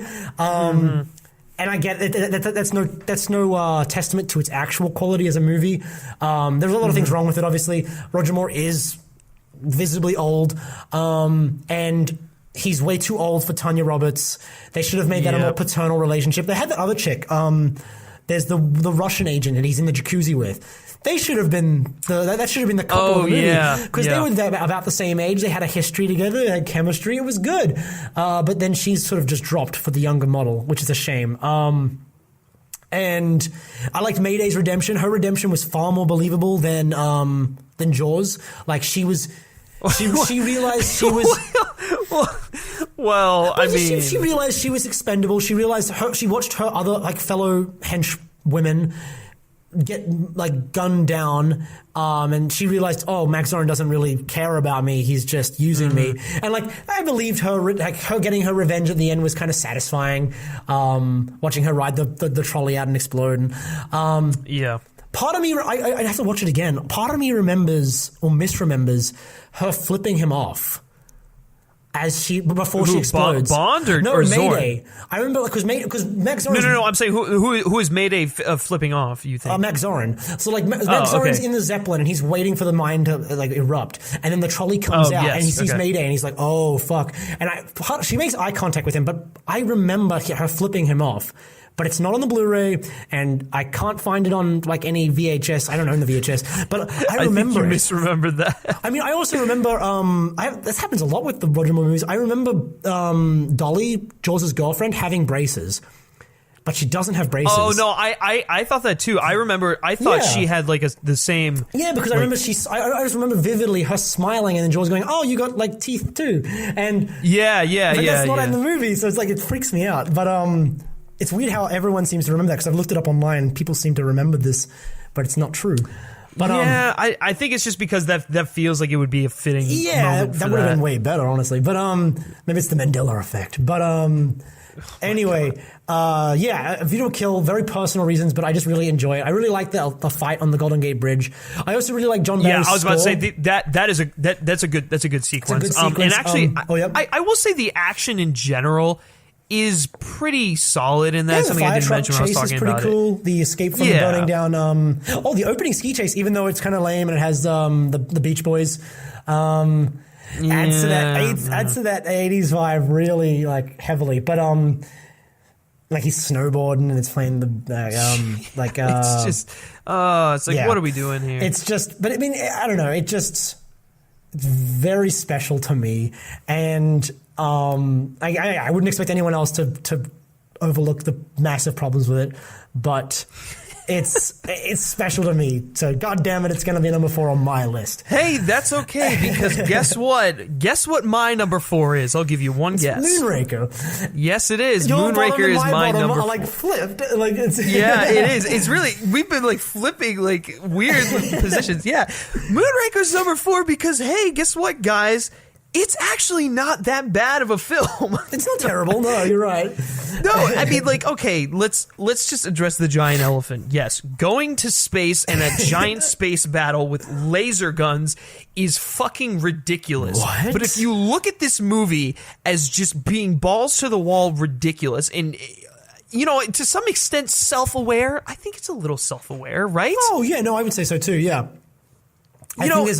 It's fun. It's a fun. This is the Roger Moore film that you can throw on in the background and just be like, fuck it, let's just watch this, because it's so ludicrous that you can't help but have fun. It's the same reason that some action movies are just they're bad, but you really dig it in a weird kind of way, kind of like Triple X. When we saw Triple X, the new one, we were like, this is not a good movie, but it's so damn fun to watch. Oh my God. That's kind of how I feel with Moonraker. And I feel like there probably could have been a better way to do the space stuff.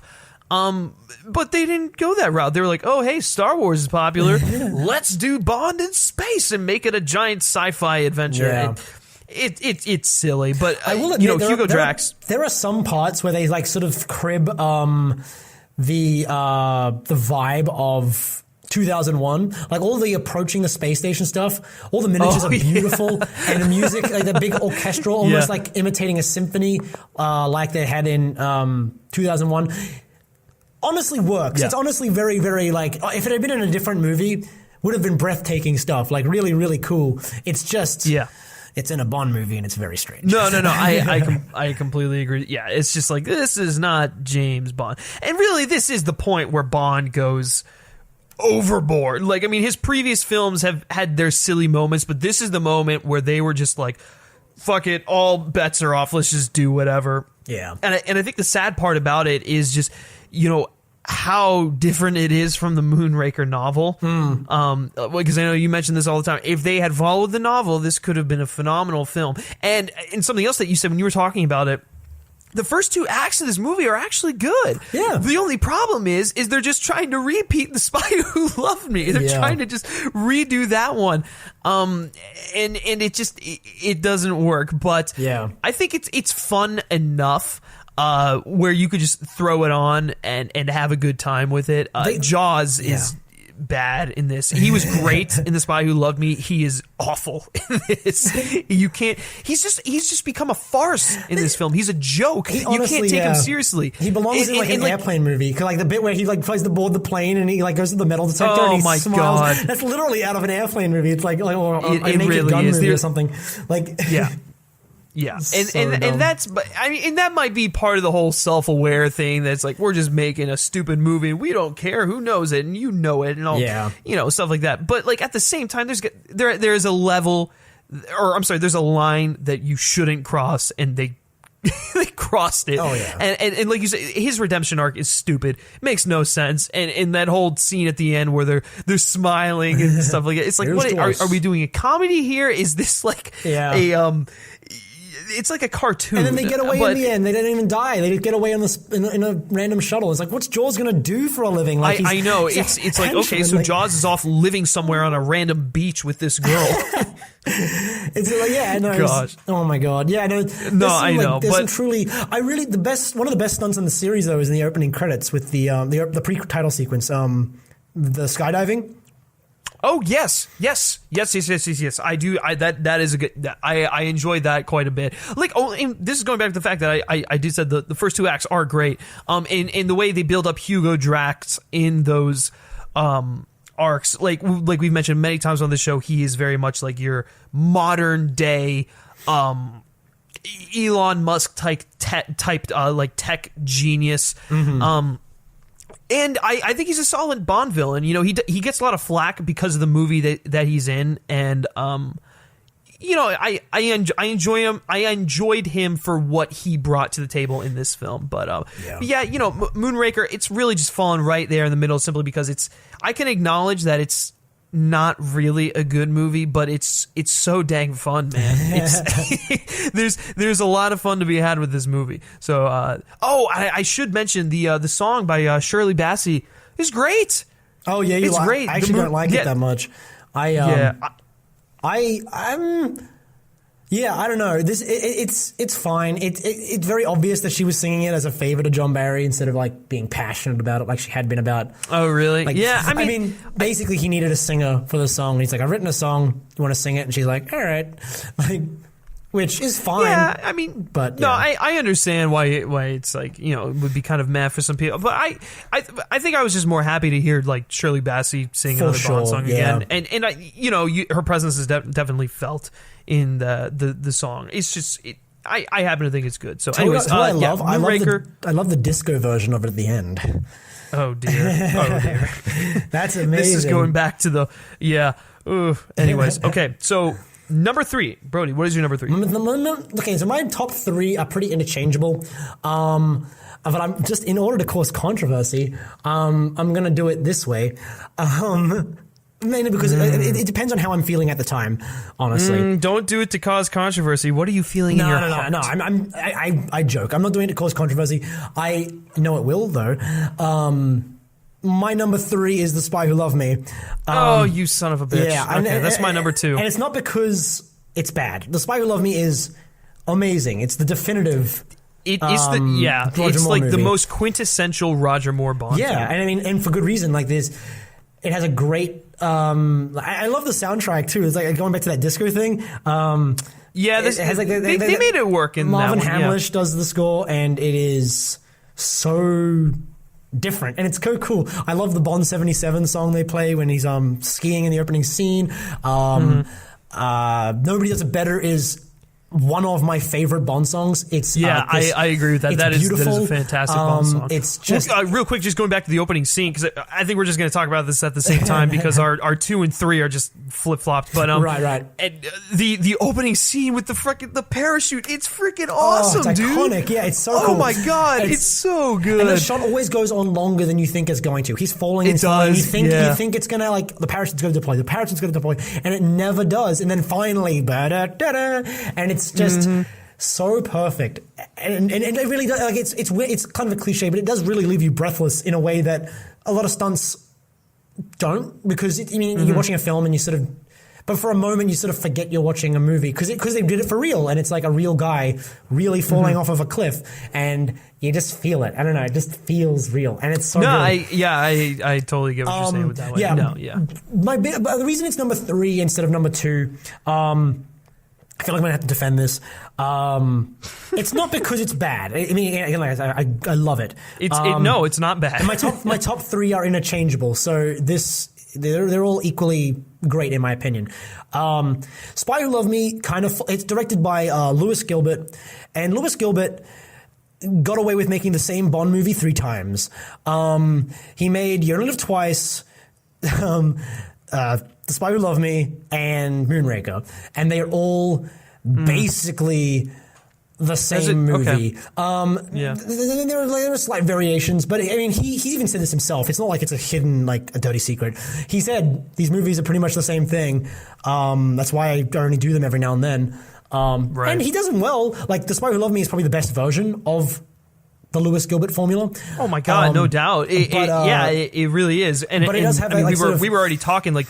Moonraker, they like literally just tried to recreate it. It was way better. And so like it's either it's like the similarities between You Don't Live Twice and Spy Who Loved Me are like, evil villain living in an exotic layer, cut off from society, is trying to pit the 2 world powers against each other to start a world war. And I did like the Middle Eastern setting though in this. That was cool. It was really cool. I know. They were in the Middle East and they went to the Mediterranean. It was really, really nice. Beautiful stuff. Like surprisingly scenic for basically an action blockbuster from the 70s, which could have easily just been like. I mean, but that's what the Bond films are known for. They're known for their big vistas and stuff like that. But yeah, for that reason, it's kind of apparent to me. It's like, it's kind of just the same thing, and I'm kind of burnt out on it a little bit. Not enough to like not dislike it, but I feel like the next 2 are just so different, and this one is so not different. And it's safe. But the whole concept of him working with the Russian spy was for sure. Brilliant. Yeah, that stuff is great. I love the fact that Anya is one of the only Bond girls. Like you can count them on your hand how many Bond girls have like an arc and a story outside of the main plot, and she's one of them. Like she has her own mission. She is her own woman, and when she finds out Bond killed her boyfriend, she's not fucking around. It's not like, I fell in love with you, so I forgive you. It's like, you fucking kidding me? Like you lied about this, and I respected that. I thought she was really cool. I loved it. Added us an extra like bit of dramatic tension to the story. Something that it does. Well, and the other thing that's really the other thing that's really cool about that dynamic is that it's just it's the perfect like time period for it. It's like another Cold War type espionage film that like this is the first time that I really felt that they tried to harken back to like the espionage of the Connery films, and that's why I like this one so much. Is because they incorporate those elements to it. They've got the 2. They got the Russian spy, they got the British spy, and they're forced to work together. It's almost got like a Man from U.N.C.L.E. type vibe to it. For sure. But like, they both have their own agendas and whatnot, but they're working together for the greater good. And I love seeing that General whole Gogol. Dynamic. What? Oh yeah, General Gogol is like he's one of my. Honestly, he's had one of the best arcs in the entire series because he goes from being a bad guy, to straight up being a good guy in as detente sort of plays its part, and then into the end of the Cold War in The Living Daylights. Like, I wish I'll get to that when we get to Fear Is Only, or maybe when we talk about The Living Daylights. But one day. But such a good movie. But yeah, no, Spy Who Loved Me is great. Got to sidetrack for a second there. Spy Who Loved Me is great. Jaws is a great henchman. I actually really like. Oh my god, the amateur hour here. I'm forgetting his name. Stromberg. You were in such a role. I really love Stromberg. He's basically Blofeld, and originally he was meant to be Blofeld, but then they'd lost the rights at that point. Which is a shame, because this would have been a great movie to send Blofeld out on instead of Diamonds Are Forever. Oh my god, yeah, for real. But he's killed in the opening. Oh my god. I mean, like, but this is still a really, really, like, he's a serviceable villain, and he has a really interesting sort of like vibe to him. He's kind of creepy, and yeah, I don't know. It's a really, really good movie, just kind of more on the safe side compared to the next two, which I thought took some risks and did some really interesting stuff for the franchise. Yeah. I mean, that's fair. No, and going back to Jaws real quick, I agree. I think Jaws is a great henchman in this film. There's a reason he's iconic. You definitely see his influence in Dave Bautista in Spectre. Oh, yeah, for sure. The cool thing about Jaws in The Spy Who Loved Me was that even though he was very, very much this, like, ridiculous henchman on paper, the way he comes across in the film is actually, I mean, he plays it in a way, it's subtle. I mean, sure, he's doing a lot of just like crazy stuff, but I think a lot of the fact that a lot of the reason why he works is because it has to do with like Roger Moore's reactions. You know, yeah, for like sure. He just knew how to act when Jaws showed up, and I like the fact that they didn't really like show him. They like showed you glimpses of him, and the moment that they do reveal him, it pays off, and he ends up being pretty threatening in the film. But yeah, no, for the sure. underwater car, like I said, I think it has one of the best Bond girls in the entire franchise. You've said a lot of the same things that I feel. So let's move on to For Your Eyes Only. Yes, For Your Eyes Only, number 2. Yes. That movie is after Moonraker. They did the right thing. They said, you know what? We need to come back to basics. And so they do. I think, honestly, this is competing with A View to a Kill for the most 80s of all of the Roger Moore movies. Oh, this movie is super 80s. Like, you've got Gonzalez, the henchman, or the assassin, who is like basically in his little like short shorts by the pool with all his like his so beautiful like harem of women. But and it's the thing about this one though, it just real quickly on the 80s was it has the 80s feel to it, but it wasn't like a tinge that A View to a Kill had, I felt. Oh, no, I definitely agree on that analysis of it. It's just, there is a very strong 80s presence in this, which I love. And a big part of that is Bill Conti's did the score. And so it's got this really, like, I don't know, it just sounds great. It has the best gun barrel in the series is the Bill Conti one because it has cowbell. It has more cowbell, and it is so good. It's just funny that Christopher Walken ended up being in one of the next movies. Yeah, but it's I love the plot. This is another like sort of. This one's very much from Russia with Love inspired. We've got a decoding machine. That was what I was about to mention that has been stolen, and I just love the fact that the bad guy in this movie, Christados, he's not very memorable, but he's believable. You know what I mean? As a villain, like he's not just like a Machiavellian like Bond villain. He's just a guy who works as a freelancer who gets objects for people. So he's working for the Russians to get them this decoding machine, like back, and that's pretty much it. He doesn't have a big master plan, and he has like this little rivalry going on with Columbo. And they have like this. He was more of an enemy, more of an antagonist for Columbo than he was for Bond, honestly. Which I thought was really cool. Oh God. Oh man, I'm blanking on names today. Come on, Brody. You've been doing so well so far. Fuck me. Melina Havelock. She has her own little plot going on where she's out to avenge her parents, and then she does that pretty successfully at the beginning of the movie, like in the first the beginning of the second act, when she kills Gonzalez, and then she's just sort of like, it has an interesting. It's almost like a perfect sequel, not a perfect sequel, but like an apology for. I think the reason I like it is it's an apology for Diamonds Are Forever, because it deals with all of the revenge themes that Diamonds Are Forever should have dealt with. But it also takes into account the fact that this is not a direct sequel to Her Majesty's Secret Service, so we have to sort of like delay this, like all this stuff. Everyone says like, oh, they arbitrarily use Blofeld at the beginning, and they just sort of kill him in like sort of without any kind of fanfare.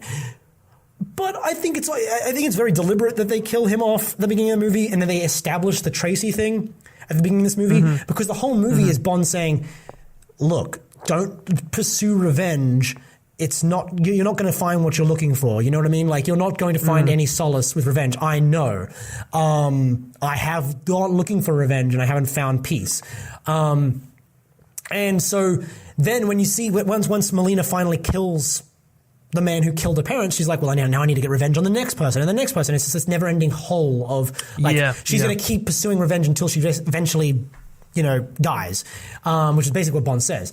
And so it was really cool just seeing her, again, another Bond girl who has a story and another relationship where, like, Roger Moore's getting a little older now, but their relationship wasn't so sexual as it was, like, they were allies who then became romantically involved after, like, knowing each other out of necessity.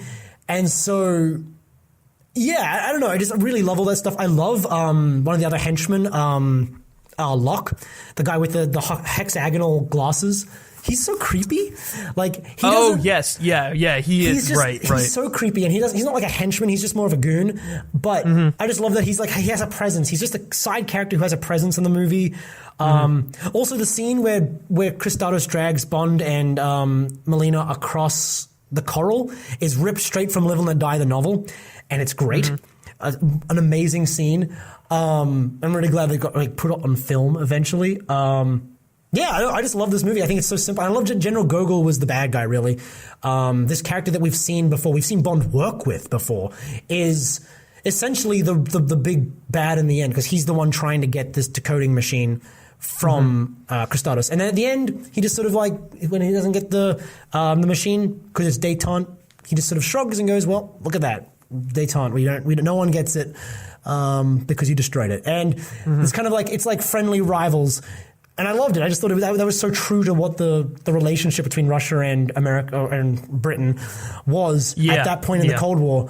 I don't know. I just love this movie so much. I just think it's really, really good. It is quality. Like the whole Cold War aspects of it is perfect. The thing that I love about it is it's probably the edgiest Roger Moore film they've ever done. I mean, it's pretty intense. It's like it's got the revenge plot line going on in there. The action is fantastic. We've got some more skiing involved in here. Can't have James Bond without skiing. The guy picks up the motorcycle and throws it. Oh my god. Yes. It's great. I mean, don't get me wrong. There is 80s stuff in there. There's maybe a little too much, which is why I put Spy Who Loved Me ahead of it. Man, you said like it's a bad thing. And that's not to say I don't like 80s movies. I love 80s movies. It's just sometimes it gets in the way. But I mean, I don't know. You really touched on just about everything. I mean, it's such a solid, harder action film. And like the relationship between him and Melina is so interesting in this. And I mean, of course, you get the iconic "for your eyes only, darling," or that whole thing. You know, it's just like that's like just his face in that. It's great. I love that moment. But I also love that. Bond, I would say he waits to say he like. I love that little like chase with Bond and Melina in the Beetle. Because it's such a weird scene, because Bond is usually in the tricked out car, and then he's like in this terrible shitty car. And they do this whole action scene, and then he like finally introduces himself at the end of the action scene. He's like, "Oh, my name is Bond," and it's like, oh man, it's just so great. Oh, I know. Yeah, it's good. I do agree with you. I think the villain is the big weak part. Yeah. In this one, but like he's done in a way that's just like. The movie makes it work, because I mean he is a focal point, but he's not the focal point. Yeah. I guess you could say. So, yeah, I mean, I don't know. You've already said just about everything I feel about this. For Your Eyes Only handles handles one of the Bond girls the way every other Roger Moore Bond movie should have handled the young Bond girl. There's a character, BB, who's the Olympic gymnast who is way too young for Bond, and she keeps coming on to Bond sexually, and Bond basically turns her down repeatedly and like treats her like a child, and it's played for laughs and it's really funny. But that's honestly what Roger Moore should have been doing with Tanya Roberts, with Stacey Sutton in A View to a Kill, because it's just funny that the series sort of addressed that in For Your Eyes Only and then did immediately the opposite in the next two movies. So that was kind of funny. But no, yeah, I mean, but yeah, this movie is really. It's a hard-edged, great action Cold War spy film, which is one of the reasons why it stands out to me. It's just very, very rewatchable. Or it has a great rewatchability factor to it. And like you mentioned when you first started talking about it, it's different. You know, it feels different. And like I said, the only reason I put The Spy Who Loved Me ahead of this is just because of how iconic that film is. And really, that is against you. That's just the pinnacle Roger Moore Bond, in my opinion. No, it's not my right, but it's not my favorite Roger Moore Bond. No, because my favorite Roger Moore Bond, and I know your favorite Roger Moore Bond, and yes, the best Roger Moore Bond film is Live and Let Die. Oh yeah, it's so good. It is so good. Yes. Oh my god. Yeah, I mean, from that opening theme song by Paul McCartney and Wings to like it's just and again the whole I keep mentioning the composers, but I think for all three of my top Roger Moore movies they were composed by different people other than John Barry. They were, It kind of energizes the movies a bit because John Barry got into a bit of a slump. He sort of comes out of that slump in Octopussy and more so in A View to a Kill, where he like starts doing different stuff. But yeah, he sort of waned a little bit in the franchise. But they have George Martin, who was the producer for the Beatles, which is the reason that Paul McCartney was asked to do the song. He does the music, and it's just so cool. It's just so cool. It is, yeah. And it gives the whole movie kind of like this jive feel to it. Like they were definitely going off like they were writing that like blaxploitation like genre that was popular in the 70s. They were definitely like sort of like things like Shaft and stuff like that. They definitely took advantage of that, which they made some changes from the book. That I mean, a lot of the plot is different, but there's a lot of elements from the book that are taken and then done differently in the movie, which I think was necessary because the book's kind of racist, like a little bit racist. So kind of. Well, you get a little taste of that in here too. Bit. I mean the whole, but it's like, dude, the whole sequence. A lot better than the book.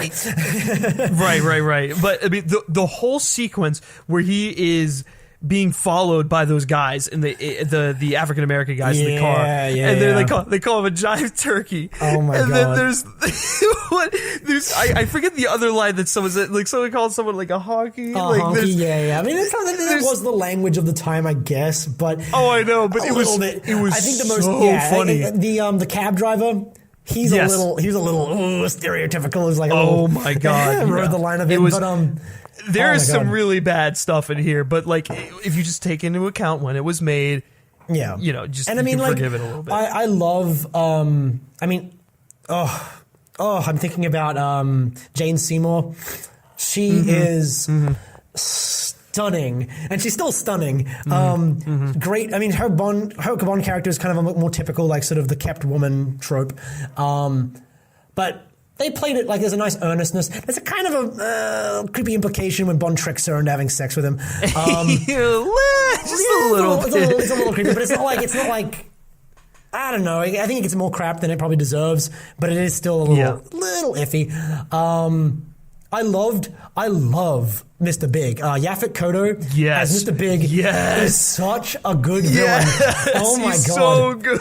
He just like laps it up, and the fact that as a kid I was genuinely shocked when Mr. Big and Dr. Kananga were different people, or with the same person. Sorry, like right. Like it's you.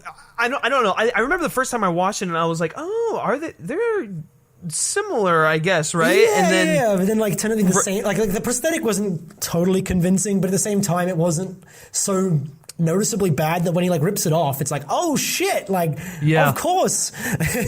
yeah. I mean, it's you could kind of guess it, but it was just one of those things As a where it's child, like when though, it's finally revealed, the moment is just so grand and like just whoa in your face. Yeah. And then like Teehee's a great henchman because he's just kind of having fun with it. Yes, like, I love Teehee. I love the boat chase. The boat chase is like 20 minutes long, but it's just so good. Yeah.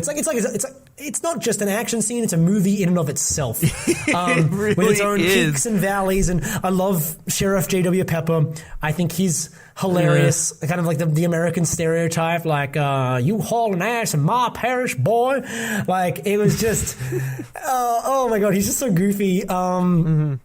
The movie is just so much fun. It is. It's great. And it's great entertainment. entertainment. It's so different. It's like because they needed to reestablish a new Bond, and they didn't want to do. And they did just that. Yeah, they didn't want to do a Roger. So they didn't want to do a Sean Connery thing. So they said, let's just do something completely different. And it really is its own thing. It really sets the tone. I also love my favorite Felix is in this movie. I love David Henderson. As Felix. Wait, you like him more than Jeffrey Wright? I think so because David Henderson comes back and he's in License to Kill as well, and okay. I think I love him more in License to Kill, but I don't know, something about him was just very.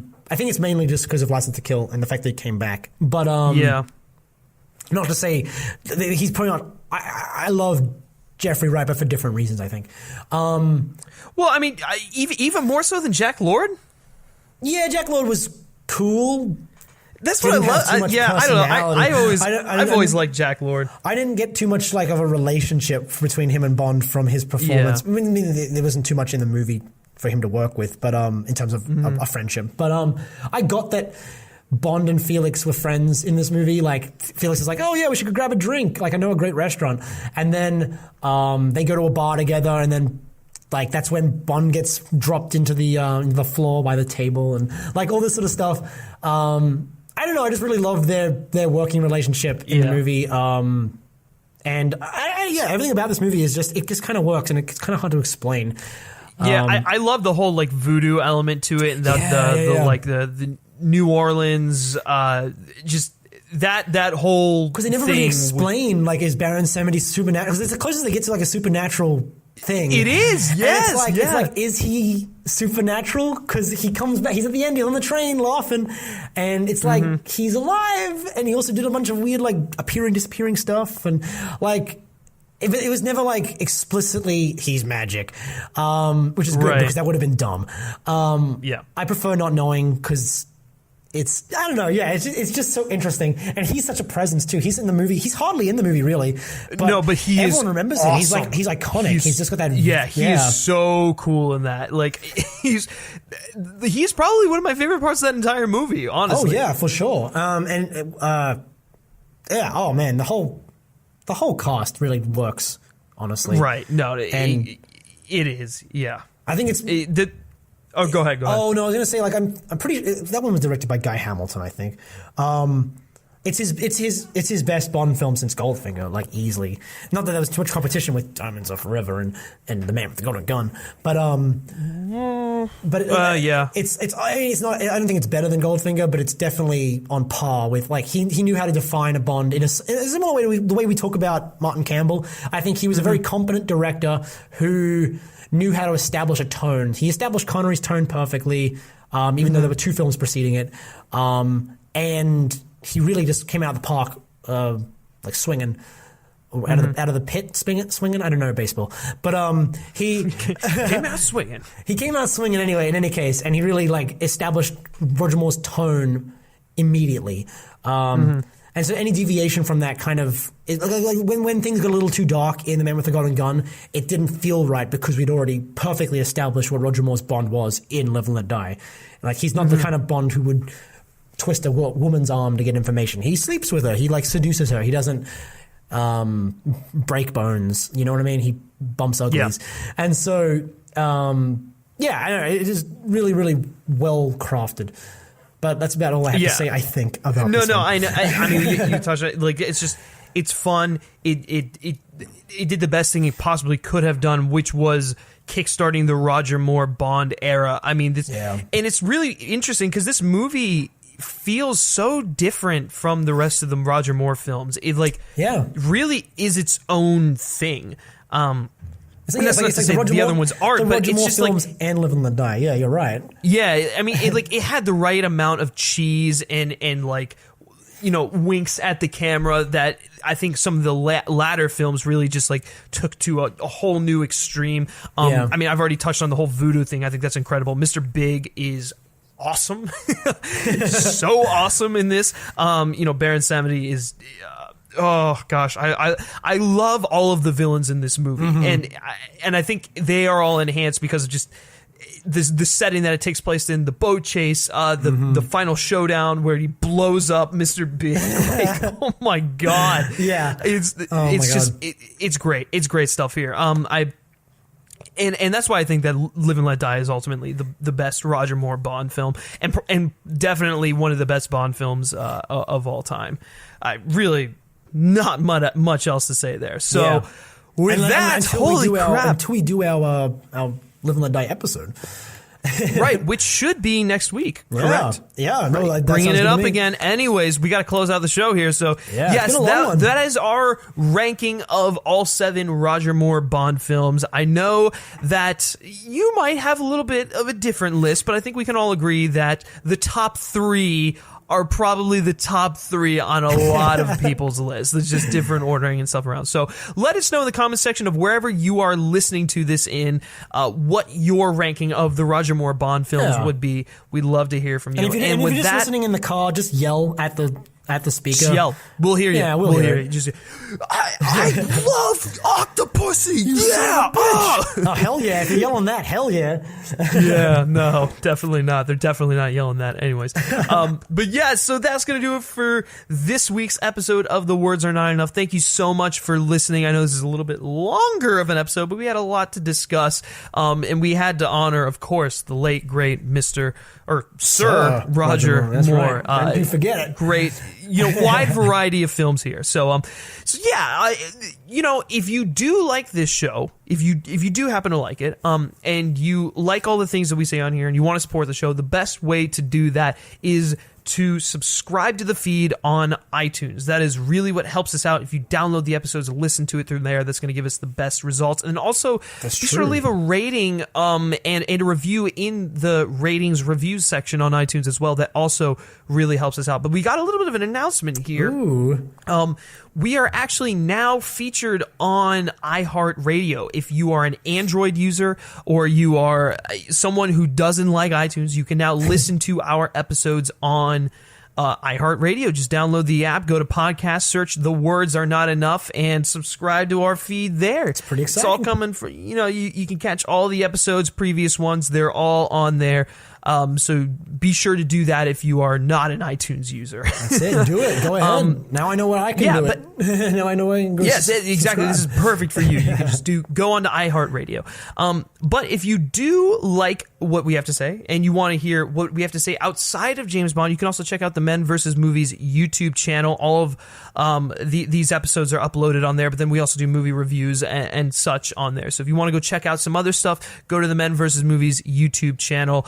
Mr. Brody Saravelli, where can everyone find you on the interwebs? That's right. Yes, you can find me on Twitter too, funnily enough, which is something I never thought I'd be able to say, like, legitimately, but I'm on Twitter. I know. Basically, all the time, so it's kind of a problem at this point. So please follow me because I need people to read my tweets.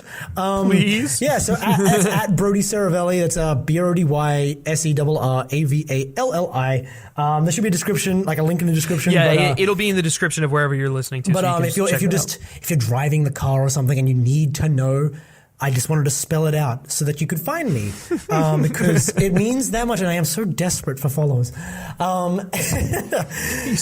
He's just pleading to anyone who's listening. Please, my God. But yeah, no. So feel free, because I tweet about all sorts of things, including Bond sometimes. There you go. Perfect. All right. And as always, guys, if you like me specifically and you like what I have to say, you can always give me a follow on Twitter at Griff Schiller. All right. That'll do it for episode 7 of The Words Are Not Enough. Thanks for tuning in, and we'll catch you next week. Take care.